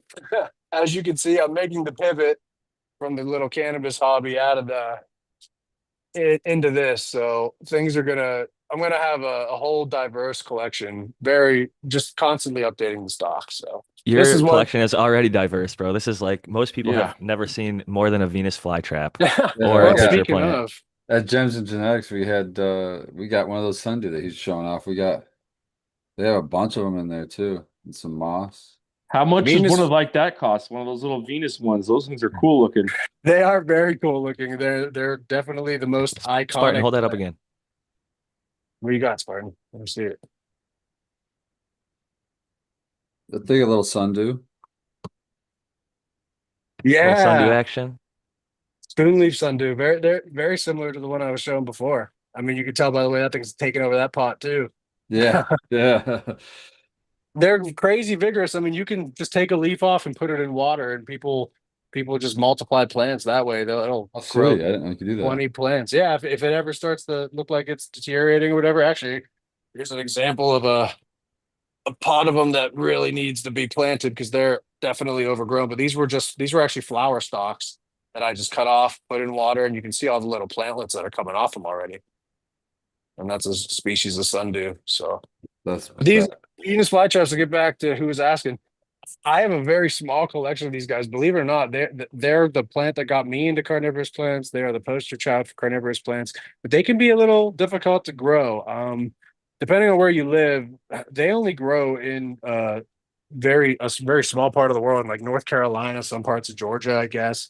And so, if you don't have that climate exactly, they're kind of tough to get going outside, or a warm, hot, swampy climate. I only have a couple myself. I do plan on, I have seed that I plan on propagating a ton of these guys, because everybody always asks, oh, where are the Venus flytraps? Where are the Venus flytraps? They're one of the more difficult carnivorous plants to keep going. A lot of people, including myself, when they start growing carnivorous plants, or if they just see a Venus flytrap, they buy it, they just water it, treat it like a normal house plant, and they die because they do need to follow the low TDS and other requirements that you'll see online, mostly just being a lot of sunlight, low TDS water, and then importantly, a winter dormancy where you basically need to either stick them in the fridge or just let them chill. So there's a lot of care instructions online for these guys. They're definitely the poster child of carnivorous plants, and they're very cool. But I don't sell any of them right now, unfortunately. I was gonna These say, are bro, if they die easily, that's from a business perspective, almost one that you put a warning label on and sell a bunch of them because people are gonna buy them and keep retrying. But not to absolutely. encourage people to have shit die, but you can obviously grow them well, and I think you could teach others and maybe even just market it towards the indoor hobbyist who is like a collector more than somebody's gonna like throw it outside and hope it's gonna improve their environment or something. Absolutely. Yeah, there's to be honest, I'd be lying if I said there weren't a ton of people sprouting up, starting to sell carnivorous plants online. And so I've sort of began to market myself more towards just people in the East because a big thing with buying any plants online is, they get destroyed in transit. So a lot of people from California or, from one side of the country try to order from the other side of the country and they get destroyed. So there's not a ton of people on the East, and I'm just trying to serve as another node. So, log on to the site, and now that a couple people know the name, if you see my stock is always changing, and if you see a plant that you like and maybe it won't be available somewhere else, I'm hoping to kind of tailor my inventory towards specifically the more rare plants. If I cut my video That one more actually, no, that time makes a here. lot of sense because in your, being the hobbyist scale, being in the basement, I think it makes sense to actually focus on the more exotic stuff and the rarer stuff because, like you said, everybody's popping the Venus flytraps, and if you can grow them from seed, then even more people are gonna. You can just buy a pack and throw them in some soil, and you're off if you're in the right environment. These are called Stolidium. If anyone grows carnivorous plants, they might have heard of them. They're referred to as trigger plants. And what's interesting about them, I'm not able to zoom, but they're only carnivorous when they flower. These are all plants from Australia, and a lot of people call them carnivorous grass because just looking at them, they kind of just look like, I mean, the leaf forms of them just look like grass. But when they flower, the flowers themselves are actually carnivorous. I might not be able to zoom in, but there are trichomes on the flowers and they can digest small bugs. And they're called trigger plants. I have video on my website. I might not be able to get it on here. But if a bug lands on them and starts messing with the flower, this big floral structure will swing forward that you can kind of see on the flower there, and it hits the bug. It like and it punches the bug and covers them in pollen, and then that's just one of their pollination methods. So these plants, I mean, I call them the smartest plants on earth because just whether or not they're digesting bugs, almost all of them have some very strange niche about them that they can just do really miraculous things. So there's a form there, a white flower. There's a pink flower variety that's not going to look spectacular because I can't really zoom, but they're very cool. If you look up trigger plant online, they're all from Australia. Yeah, I can't get it to focus, but It's they're all good, really man. Even you got it this one in focus a couple times, and right there, I can clearly see it. And my jaw is like on the floor looking at half the things you've been showing and telling. It's I'm sure a lot of the people in the audience are also kind of mind blown because we're used to just seeing cannabis or the typical things in the garden.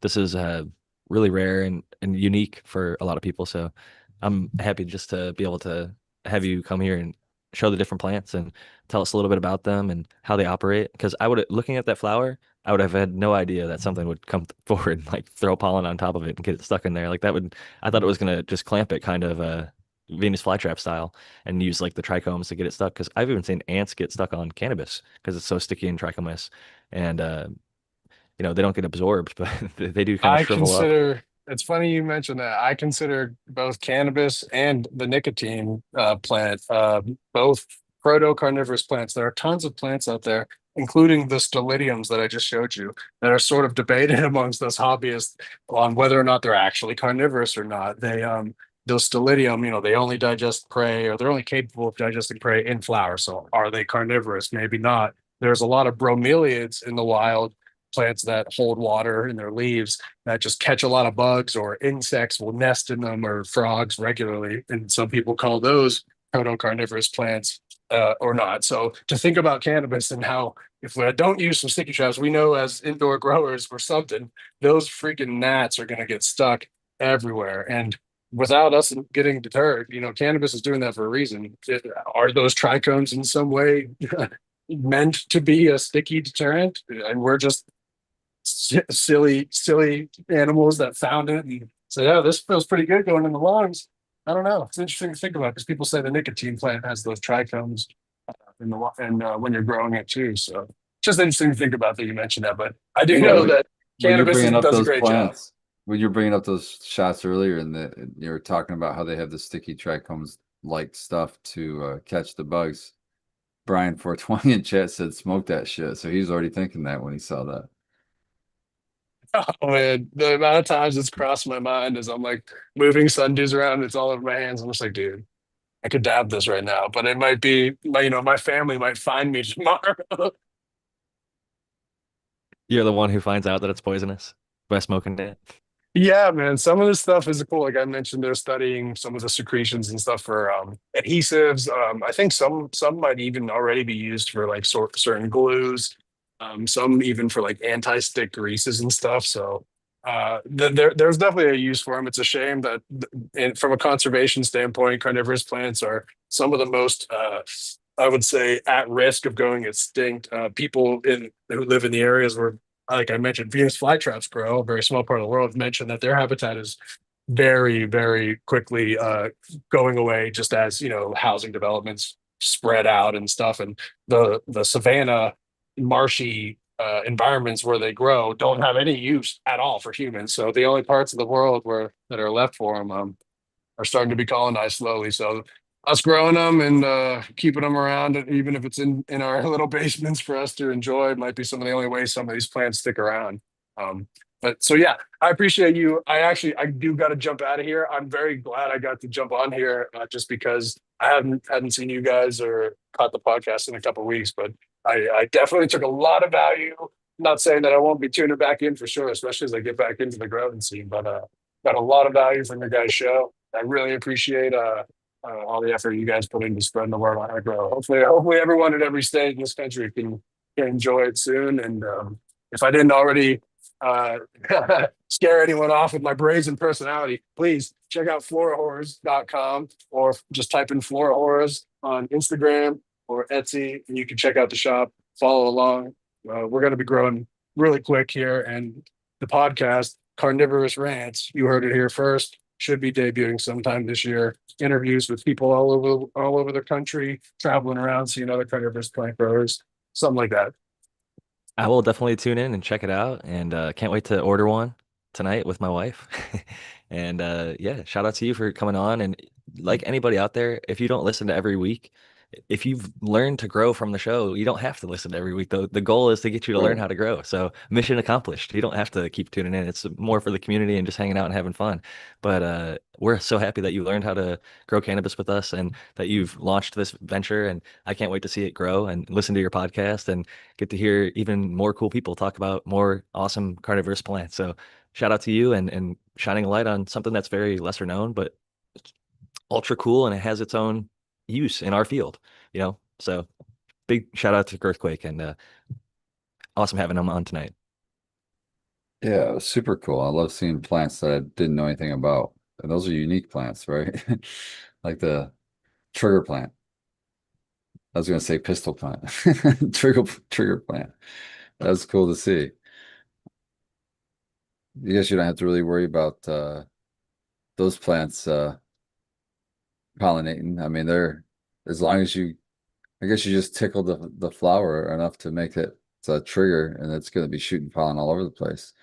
I guess I'd be a little worried about if I had multiple of those plants. I don't know if they were the same way as this cannabis, male and female, but I'd be worried about that pollen flying everywhere and just mixing with everything. And who knows what you get. I guess it could be a good thing too. Who knows? But yeah, that'd be wild. Noah, what was your favorite thing that you saw from his collection?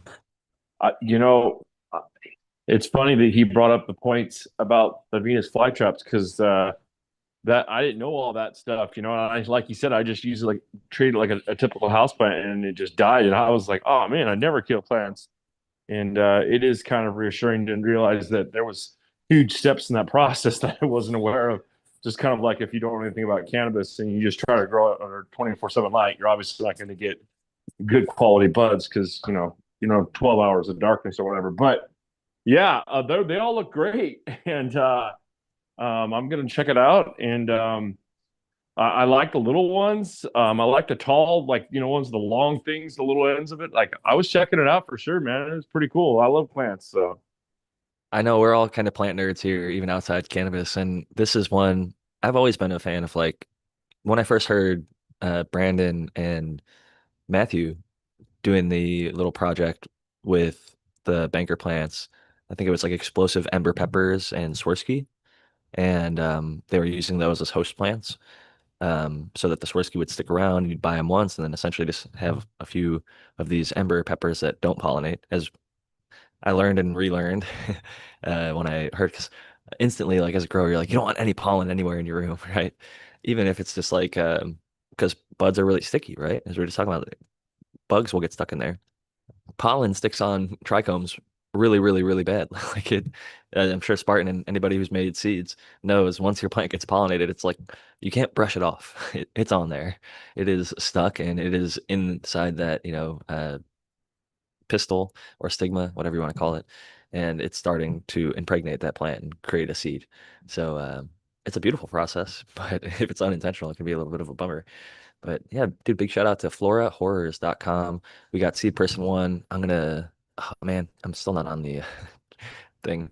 But I think everybody can spell it. I spelled it out correctly, and we've got it dropped in the chat. The discount code is Cheap Home Grow. So shout out to them for giving us a little discount. That's awesome, man. And being able to debut it here, I think they're actually going to be surprised that I'm going to have to order it before you guys make them sell out. So me and Yeah, Lady G are going to get on right after the show and chomp order at something it. out.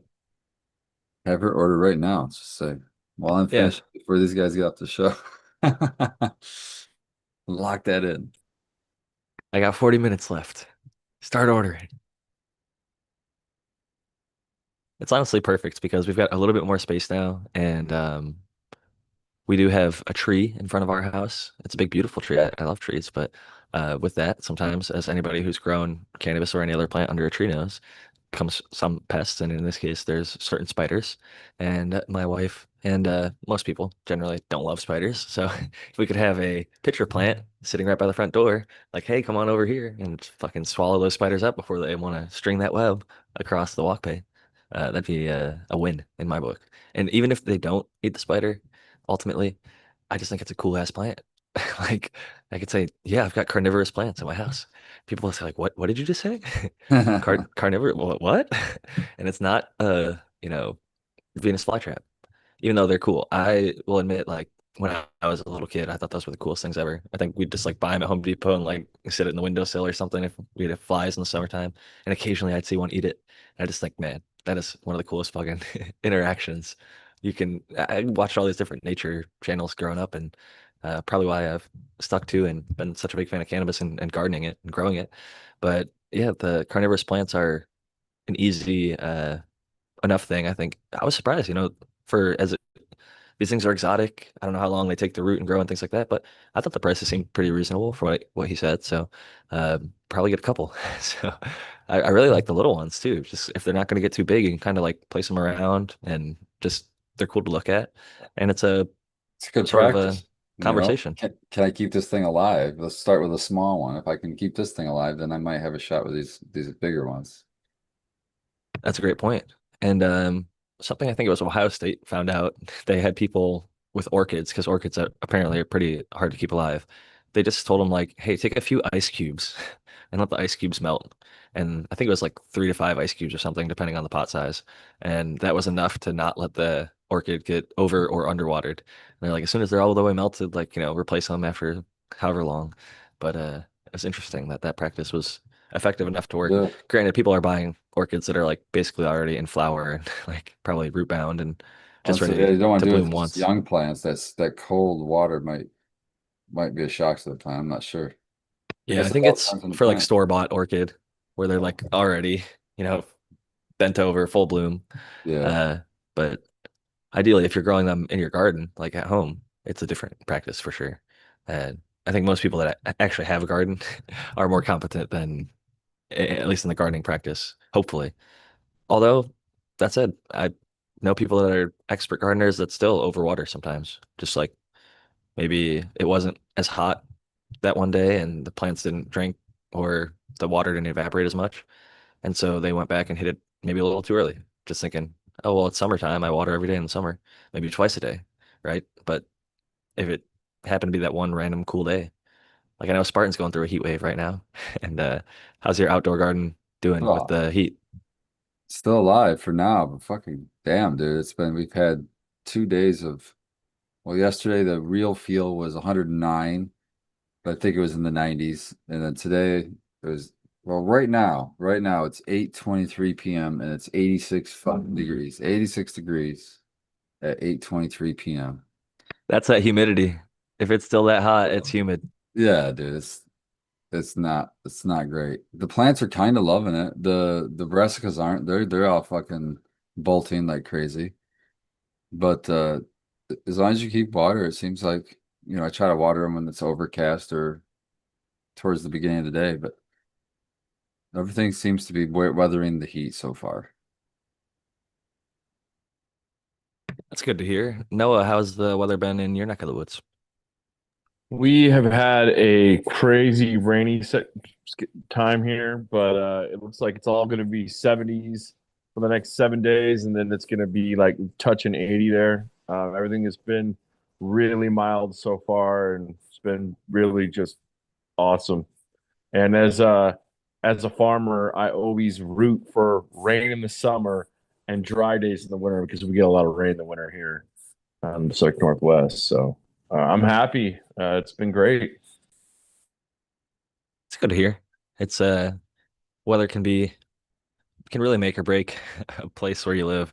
I in Ohio felt it was kind of brutal. Mostly the winter is what I didn't love because I'm not like a snow sport person, and loved the summer because I love like I'm excited. I'm 4th of July going to be visiting my family in Ohio, and I hope that it's still hot like it is right now when I get there because I'm just gonna be chilling in the lake or by the pool because I ain't got shit to do. other than hang with my fam and watch some fireworks go off and have a good old time with the nieces.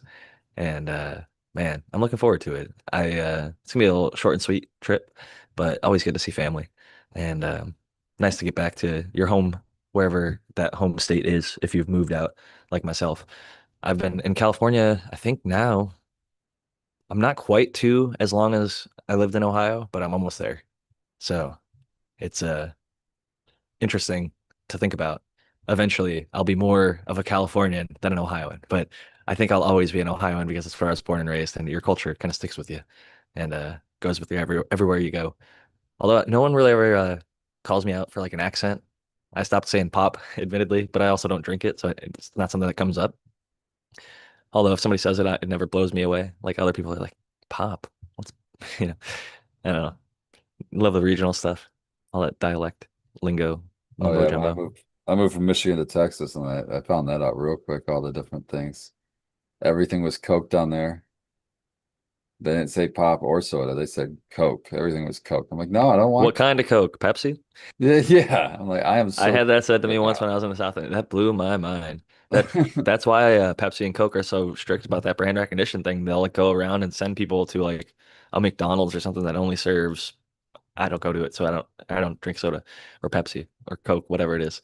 Um, so they'll have them order the opposite one. So like if they only serve Coke at McDonald's, they'll be like, "Can I get a Pepsi?" And if they just serve them a Coke and the customer ordered Pepsi, then like Pepsi can like sue them or some shit because it's like, hey, you gave us the wrong product under that name. So they have to be like, hey, I'm sorry, we don't have Pepsi. Would you like a Coke? And if they don't say that, then they like, fucking get in trouble. Probably pay people to sneak in there and just order on purpose. That's what I'm saying. Like it's like literally like I just saw another one. This guy, he quit his like banking job in New York to start snitching on people for leaving their car idling. If you idle with a truck in New York City for like more than 3 minutes, it's like a $2,000 fine. And the person who reports it gets like a $300 to $500 cut. So he just rides his bike around for 6 to 8 hours a day, reporting people. He like videotapes them sitting outside because I think somebody in his family or maybe somebody else that they interviewed, like in their family, like died of certain type of like lung cancer, and they never smoked. And they're like, "Why the fuck is that?" And it's like, "Well, they live in New York, and the air quality is dog shit." And they started trying to regulate it to make the just like Los Angeles, we used to have smog, and then the California Air Resource Board made regulations so every car gets smogged once a year to make sure that they're not like leaking oil or putting out shit tons of emissions. And if they are, they can repair it or fix it or bring it up to date, and then they'll get their registration. But if they don't, they just won't let you register it until you get it fixed. So if you're driving around unregistered, you'll get tickets and shit. So it's a little bit of a people will say that's too much government in my life, and to some extent I agree. But I grew up coming out to Los Angeles and seeing and breathing the smog. And I can tell you now, it doesn't exist anymore. It hasn't for years. So I'm actually pretty fucking happy about that. So W for California on that one. And the other one that's a really easy one to point at is we have to pay 10 cents per plastic grocery bag. They used to be free and they were real thin. And like you'd fucking, your bags would rip when you pick them up. They'd have to double bag and shit. Now we get like a slightly thicker plastic bag and they call them reusable. They're still plastic and you throw them away eventually, but usually we'll use them twice. Like we'll put our recycles in there or use them as like a garbage bag for like the bathroom or kitchen or something, like a little under the whatever small garbage. But that was the number one most littered item on the beach in California, and now it's not in the top 20 just by making a 10% tax.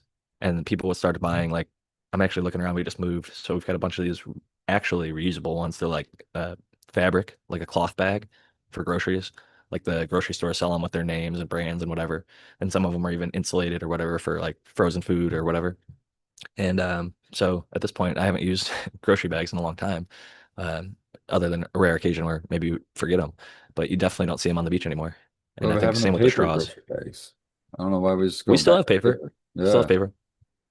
I think that people, just like the thin plastic, worry with paper that it'll rip through if they have anything heavier than, Yeah, that a thin few plastic pounds. is so much stronger than the The paper. new plastic is fucking wild, bro. Like the thicker ones that you pay 10 cents for, like they are I actually, won't. I won't be paying shit for it. I'll tell you that. I'll say, give me paper. I think you have to pay 10 cents for the paper too. It's 10 What the cents for a bag. fuck? I'll be going to another place. Well, that's the state, bro. I'll grow everything. 8 cents for us here, and I hate it, but I get it. Do you bring the reusable bag? Yeah, or sometimes uh, my wife is such a stickler for it. Like if we have like 7 items, they'll like, would you like a bag? And she's like, no, and then we have to carry it all out. So kind of like Spartan, she's not into it, and Costco and other ones do it right. They just give you like their old box. boxes, you know? They have like Yeah, old Aldi, the cardboard same boxes. thing. Aldi does the I'm same thing. I'm Aldi down with also lets that. their employees sit down and they put Yep, little barcodes on every side of the box so that they can scan it much quicker. I fuck with Aldi in some I like regard. Aldi Trader too. Yeah. Joe's is like their like sister company essentially. I think like it's like two brothers both made grocery stores and they both killed it. But I think funny enough, yeah, there's a lot of information out there about them, but Aldi I think does a pretty good job in terms of treating their employees right and giving people food at low cost, which I think that's a, pretty fundamental human need, right? You got to have access to food. And they also just cut out like instead of having 100 brands, there's like two or one, like the main brand and then like theirs. So there's not I'm a fan of not overwhelming yourself with too many choices. So like I just pick the thing, the top shirt off the pile or the first shirt that's hung up unless I'm like going on a special occasion. I'll be like, "Hey, to my wife, Lady G, what should I wear?" Or I'll think about it a little bit in that case because the decision warrants the thought and the energy. But if you spend that mental energy every day thinking like, what am I gonna wear? It just to like, in my case, I'm not trying to like impress anybody. I'm going out to just get a little exercise or guide somebody. It doesn't matter what I'm wearing or how I look. So I knew a guy, a business owner who did very well. He actually was the guy who, him and my mom gave me a small, uh, he gave me $1,000 to help start my business and that helped me move from Florida to California. And he wore a black shirt every day, just a plain black tee. He had like 15 black t-shirts in his closet. Is the same, nice, comfortable, no logo, no brand, plain black tee. And dude's got buku bucks. He's doing really well in business, but you wouldn't know it looking at him. He's kind of a goofy looking guy. He's got some interesting sock and hat and shoe choices occasionally, but I love him. He's like my dad's best friend. And my brother's godfather. And again, he helped launch my business that I'm still running to this day, and gave me very favorable terms on the deal. So shout out to him. But he's one of those people that made me realize uh, you don't want to overwhelm yourself with too many thoughts. And in seeing him be as successful as he was, it's not just that. He had a lot of other things that contributed to it. But I figure if I can prevent myself from being overwhelmed by monotonous little things like that, it's easier. Also, why I like to grow a beard and shave my head. Just like less shampoo, less dry time for the head, and the beard is like I just hated shaving. I have arthritis. I shake. I fucking cut myself a bunch. No matter what razor I try, electric blade, 10 blade, 6 blade, 5 blade. Who cares? Doesn't matter. I'd just rather have a beard. My wife likes it, so win-win. That ended up working out. But I think if you can make your life easier, just like in the garden, I love sips. The sub-irrigated planter. I had cocoa and nutrients like half bottles. I was like, you know what? I'm tossing it. I'm not going to give somebody this, I don't know, 6-year-old nutrient bottle that's like 3/4 empty and 1/3 bag of cocoa. I'm going to rid myself of all this shit. We got rid of like 12 garbage bags full of crap when we moved out. I can't even believe how much shit we had. That's one of my favorite things about moving is me and Lady G are both. That's like the one time we will let go of things. It's like when we move, we fucking we get real unemotional and just fucking Oh trim the yeah, fat. just shed shit. Fuck yeah. When I was keeping a bunch of like shit that I really didn't necessarily need. I was worried in terms of like if I ever got tax audited, I kept all this paperwork and like at a certain point I was past the amount of years that I could even legally be audited. And at the same time, the service I file my taxes through saves all my stuff. So once I upload it, it's like I didn't need it. Uh, Maybe a little old fashioned. My dad had filing cabinets and shit and held on to shit for a long ass time. And it worked out well for him. And it's always nice to have your ass covered if for whatever reason that service goes down or loses your information or whatever it is. So, and it never hurts to have backups of important stuff. But like I said, knowing when that point, and I had like, whenever I'd pay my rent, they'd give it a little thing. And it would break down like your electrical and all that. And I just like put it in a little area. And it was just like a small cabinet. But over years and years and years, it just like piled up. I was like, holy shit, this whole cabinet is fucking full of these little rent receipt papers. It's like I don't need this for anything. I don't need to prove it to anybody that I fucking paid my rent. It was just a habitual thing. I put it from like here to there. And as I moved on, I was like, man, I have like a half garbage bag full of just fucking receipts that I didn't need to be hanging on to. So you live and learn. And I think in the garden we can do that as well. You know, leave behind some of the shit that we don't need anymore. So in your new spot, have you scoped out any spot to where you think you're gonna have a grow yet, or have you not Lady even G's a little started? hesitant because like she's in the industry and we get lots of very, very high quality stuff from really good spots. Like she hand selects from all the hundreds or thousands of grows that are out there. She's like been the purchaser and like had decision making on who they work with and what they get and Yeah, how but you it's get to handled. do all that stuff as a home grower too. I know, Oh, but okay, okay. at the same time, it's like harder when we were in 400 square feet with two people and two cats to justify like the time and energy and all that stuff and Oh, for electrical. sure. But Yeah. the I do want to get my grow started up again and we have more space. It's just a matter of I haven't even unpacked all my boxes. I'm still looking around at we're mostly and we're not going to be those people that have stuff in boxes for months. I told her if we do at least one box a day, we'll be out of boxes in under 2 weeks. So, and we're ahead of schedule on that. We're probably two or three a day, and we literally just got here yesterday. Like my movers were, shout out to them, dude. They fucking kicked ass. They're worth their weight in gold, and now they're actually they are picking up some weed from my wife. So they made a connection. So, but yeah, they were awesome. They fucking some of the hardest working people I've ever met. Um, doesn't matter, you know, exactly who they are, where they're from, but these dudes were fucking sweet and worked in the heat of the day, 1:30 to 3:30, and fucking busted it out. We hired them for like 2 hours plus like potential to extend. Took them 30 minutes to get everything out of the house, furniture, clothes, everything. 30 minutes. And with traffic and all the drive, loading it up a few flights of stairs, they busted it out in under an hour and a half. They were done just under 2 hours. So man, it was impressive shit. I was actually worried like I was gonna be having to lug shit around. When you hire a mover, you just fucking put that over there. We labeled everything like living room, kitchen, bathroom, whatever, and they're intelligent. They moved it right where. When you pay a professional, it fucking if you have the ability to do it. This is like the first time I've been able to. I was always in college, like have beer and pizza with buddies and you know, have like a shopping cart and somebody's pickup truck. Or maybe you'd rent a U-Haul, but I've never actually paid somebody to do it. I've only moved so many times, but I've always kind of hated it. But this time it was packing the stuff into the boxes was more laborious than actually the moving day because they did like 95% of the stuff. We had like 5% of the things that were like maybe too sensitive to go in a moving truck or whatever that we kind of loaded in and out. But yeah, it was a smooth move. I do Nice.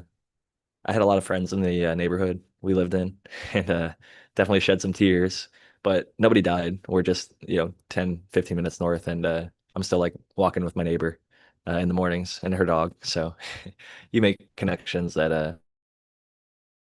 are longer lasting than just the address that you lived at. And they're all happy for us to have a little more space as we very much now I'm realizing needed new digs. I don't know if Spartan It, froze. Oh, there he is. but and it's amazing how on the space thing, especially as growers, right? Whatever space you have carved out for yourself is never enough. You always wish you had more. And if you double it, it doesn't take you long before you wish you had more because you've got it full again. So it's amazing. No matter what space you get, it seems like it's always pretty easy to fill that space. It's just like a closet. If you move into a house that has one closet, you'll fill up that closet. If you move into a house that has two, you'll fill up both closets. And if you have a house that has three, four, five, eventually you're gonna fill them all up. You have that space, you're just gonna find shit to fill it up with. If you're like most humans, right? Unless you're literally like a minimalist that like fights the urge. I think so many of us are raised by family that like were raised by family that lived through the Great Depression. So we're like one generation away. And like my parents learned a lot of stuff that I think are actually great skills for us to still hang on to. And I'm happy that they passed that down to us, even though it might not be necessary, quote unquote, until fucking you know, 100 years after the last major pandemic, there's another pandemic, and the food supplies get really messed with, and we've outsourced everything to so many different places that we realize, like, hey, localizing things is actually beneficial, especially food. So I'm glad to see that the farmers and farmers markets and things of that nature are actually getting more of a boost. And I think the last few years, and people are starting to appreciate health, wellness, and growing your own cannabis and growing other things for yourself as well. Well, that's my push, right? Always is to get people to home grow their cannabis because that's leads down just medicinal. You know, you grow your own medicine and like the model that you're talking about for the food being more local. I think that same goes with medicine. I think encourage, you know, if you have to go to a dispensary, go to, I'm not saying that's a bad thing. If you're going to a dispensary, I would try to choose the ones that are the more local dispensaries, not the one that has 47 versions of it across the state. The one that has one or two, or the one that is a like in here in Michigan, they have them. They're called micro grows. So they're not allowed to bring in flower from anybody else. So all the flower that you get there is flower that they produce, they grew themselves. So it hasn't traveled all over the state. It's all pretty much in-house. I think that's the model. That's the model we should be looking for, something similar to that at least. Um, because then if you, it's almost like a, I don't know, bigger caregiver model. Whereas like you can serve a local community. You're big enough to serve a local community, but you're not big enough to, you know, do much more than that. I think that because that's going to be more fresh product. You can tailor it to what's, you know, what people are wanting and needing around you, where it's not just one big giant conglomerate that's good for what sells the best across the entire country. It's interesting because, like, my wife worked at a mom and pop delivery service, and so did I. And being they're a one of shop, and they're like maybe gonna get a storefront after like years of operating.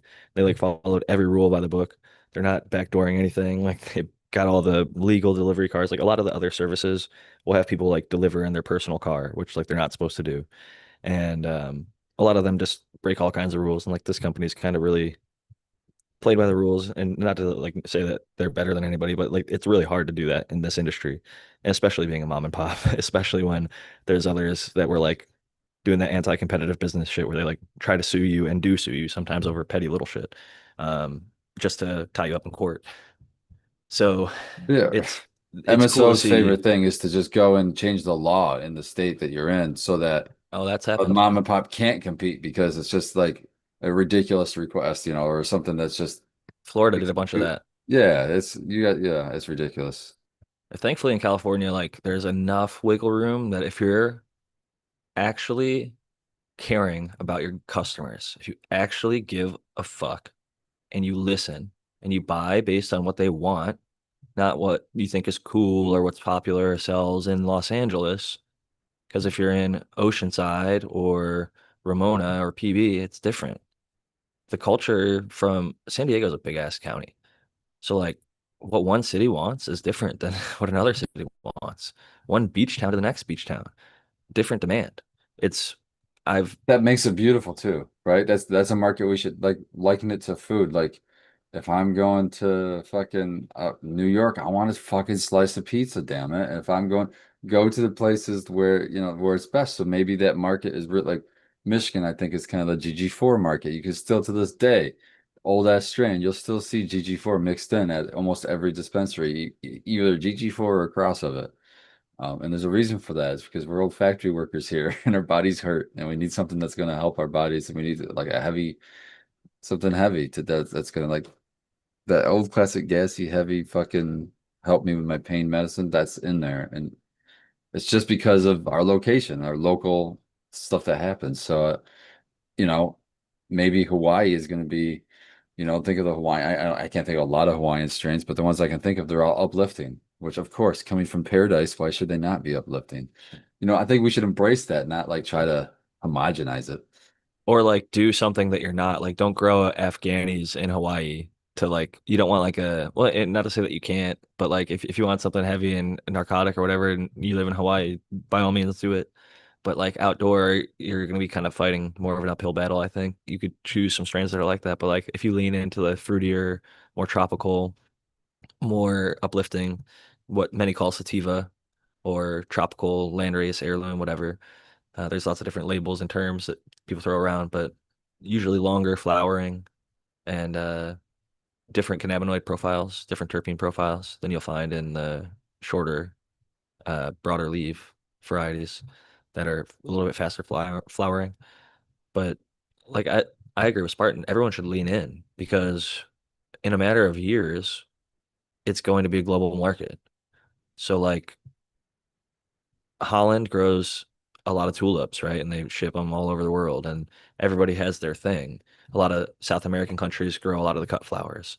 A lot of Asian countries grow a lot of different, fruits and vegetables and things that get shipped in here and are bought and sold. And, it's like it's an international market, and cannabis is going to be the same way.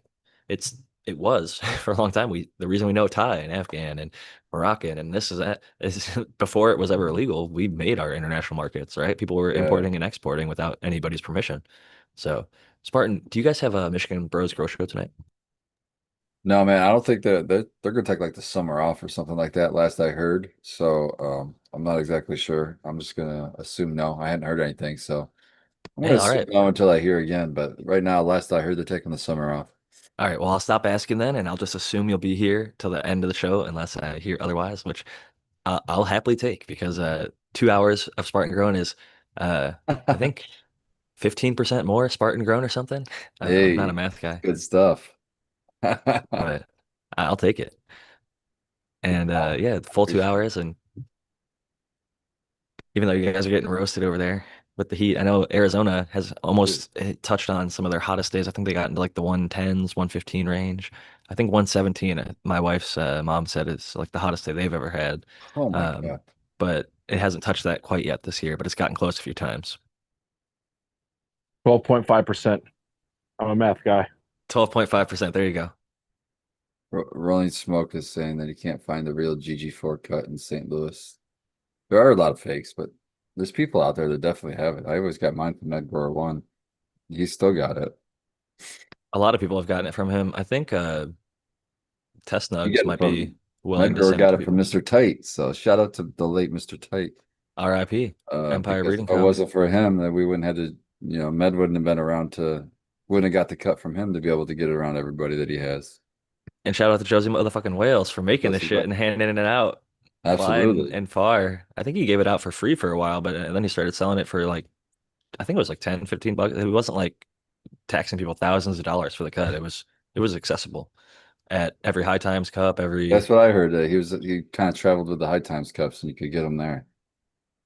and he was Really? always consistent.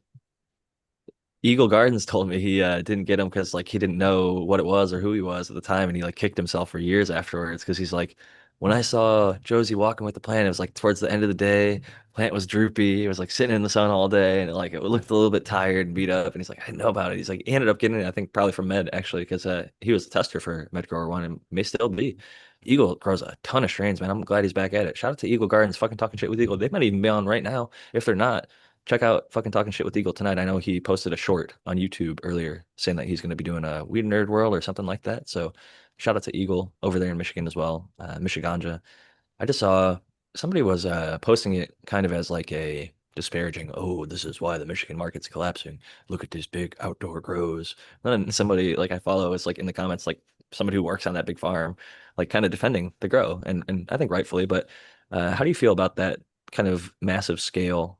And maybe some people, just like in California, outside of the state came in, bought up multiple licenses, stacked multiple licenses, grew past what maybe they should have been able to in the initial regulations and just went kind of full scale and maybe brought the overall cost of the pound down is how many view it. Well, I'm for free market. So to me, I see that and I see that's access to people who right now who maybe can't afford any cannabis. So if their choice is no cannabis or that cannabis, I'm okay with that being an option for people at a really low fucking price. Don't be marking it up. It better be, what it's worth. So, and I'm not saying that all cannabis grown outdoors and that large of a operation is garbage. I'm just saying for the ones that are, I'm still okay with it as long as it passes the testing, that it's not gonna fucking, hurt people to consume it. It's still gonna have some medicinal value. And it's also gonna drive the prices down for people across the board more than likely. And that a lot of people frown on that because it gets them out of the market. But I mean, I think I've said this before, but I think there's always going to be a market for craft. There's always going to be a market for the really good stuff. So if you want to survive on that side of the things, you don't like large scale, maybe lower quality, then don't produce that. Set your models for craft cannabis and operate in that lane. It's like I'm so sick of the cannabis community being divided by our own cannabis community. It's like we've gotten this far by sticking together, not by dividing and saying who's cool and who's not cool. We're all fucking growing cannabis. That's fucking awesome. So It's like to me, let's keep growing cannabis and change the fucking world and maybe change some of the things that we're doing to make everybody happy or try to make everybody happy. But you're not gonna get me on here saying I don't want people growing cannabis. no, I'm 1,000% with you, and I'm glad that you feel the same way. Because when I saw that being like disparaged, I was like, they're overgrowing the world, dude. This is the goal. Like, I don't care if it's legal or illegal. I hate to say it, but as long as they're not killing people, like some of these outdoor grows that are popping shots at people when they come around and are having to get raided by groups of 500, fucking save that for another day.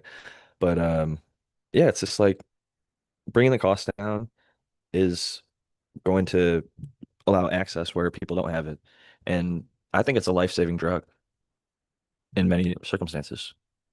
Some might argue against me on that. But whether it's the cancer perspective, whether it's the mental health perspective, whether it's just alleviating pain to extend life that we don't even know, maybe somebody would have died earlier from inflammation and chronic illness. There's so many things that cannabis can do. It's just I don't know. I had a thought when Spartan was talking and then I lost where I was going. So apologize about the dead air. No, but I'm Um, with you. I'm with you, man. It's like medicine. It's always a medicine, right? That's the big age-old argument. Is it a medicine? You guys are just saying that. It's not. It's not a cure-all. I've literally seen it cure a lot. It doesn't cure it all, but I've seen it cure a fucking lot. So what? It doesn't cure everything, so we gotta throw it out. Get the hell out of here, man. And and that's what I say to politicians, and that's what I love to say, actually, if I get to talk at a more local level. I think you make the most like difference, the more local Impact. that you get. Yeah, yeah, yeah. The most impact, the more local you get. And I remember the last one I was at was it wasn't even it wasn't even in my locality. It was somebody else's, but it was a big deal. So I got wind of it, and I think the Weisters put a call out, so I showed up, and it was about an hour drive from me. But I looked at the council members, and I said, "Look, I'm not from here." I said, but I'll tell you something. I said, for where I'm from, we're allowed to grow cannabis, and I'm allowed to take that cannabis and process it into cannabis oil, and I give it to people who have cancer. And I've got the papers work with me here of several of the patients that have given me permission to share them with you if you'd like, of how their cancer is now gone when the doctors told them that they would die from it. All I'm asking you is not to make I've this met a a rule at the time. Yeah, at this time it was they were making restrictions on home grow. And I'm like, all I'm asking you is why take that operation away? You may not know somebody who grows cannabis, but you probably know somebody who has either died of cancer or suffers from cancer now. Why take that option away from them to be able to not suffer anymore? And a lot of other people talked. It wasn't just me, but it was favorable decision on our side. So I think it's important to get up and speak to these people because a lot of these people have no, I'm going off on a tangent, I'm sorry, but a lot of these people have no concept of cannabis as a medicine. You have to remember the DARE they programs demonize it still. that literally in the schools taught you it was a bad thing. So it's a lot of programming you have to They unwind just people. updated Dare. I I shared it know to our they little did group update chat. DARE. They made it Good say that on 'em. cannabis is no longer a gateway drug in Dare. That's a big change, big step change for Dare. So So you're all these years later, not they letting admit the Dare Tiger down, man. You still kept you your can pledge. smoke And, and wear your Dare shirt, unironically. Speaking of just going back a little bit to the I think craft will always sell. That field grown stuff, like Dr. MJ and others have pointed out in the past, like it's eventually going to come down to the cost of corn or whatever it costs to field grow any crop, right? And they'll be able to grow in vats of, yeast, THC and CBD and CBG or whatever, or a hemp field. I think the hemp field's going to be more inexpensive, and then they'll just isolate whatever they want. That's the Bud Light of the market. And I'm like Spartan. I don't want to divide myself from them. I'm just not the Bud Light drinker. I was the $2 Chuck drinker and the wine. I've had the 500 and $1,000 bottles of wine, and circa I didn't buy them. Other people were fortunate enough to have them shared with me. And I can say after years and years of like developing my palate and trying to learn everything I can learn, point where I actually alcoholic myself because of wine. Um, it I saw myself freeze, so I had to stop there for a second. But You're back. You're back. I just wanted to kind of make the point. Yeah, back now. I saw, oh, I'm cutting out. But essentially, I don't care if you drink fine wine or $2 Chuck. I don't care if you drink Bud Light or the fanciest craft beer. Um, and the other thing is Ferrari will sell even in down economies, and they don't care if they, sell 10,000. They want to sell a few hundred or whatever. They're going to sell as many as they make. So I think the same thing with like craft cannabis. If you grow it good enough, you're going to sell all of it, and you're going to be able to sell it at a higher price than whatever the cost per pound is. It might not be the six, $7,000 a pound you used to get, but there are people out there still getting three, four, and even more. For the And very least, you're enjoying it for yourself and not having to go pay for something that's less good. that's a main benefit. And just knowing that it's clean, actually clean. So many Absolutely. places claim to be clean.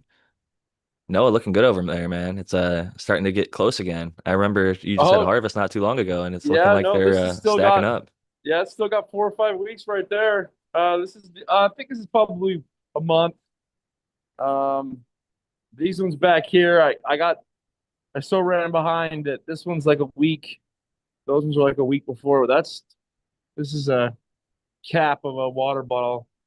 That's You're pretty turning good and burning, size. as always, man. Seed Person One gave me the good advice of maybe just throwing a few autoflowers in like the corners because I actually have a bunch of natural light. We got our new place has a lot more natural light, so I think that the autoflower idea just growing around the house once we get all settled in. But sometimes my cats will eat them, so I'll have to try and figure out a place to put them or some sort of cat protection system. But shout out to Seed Person One on that, and Noah, shout out to you. The garden's looking fantastic. I'm happy to spotlight it, and I'll pass it back to you, and you could tell us a little more. Yeah, this one right here. This is a duct tape, Sherbaceo times two, Dosilato right there, and then this is all the new stuff.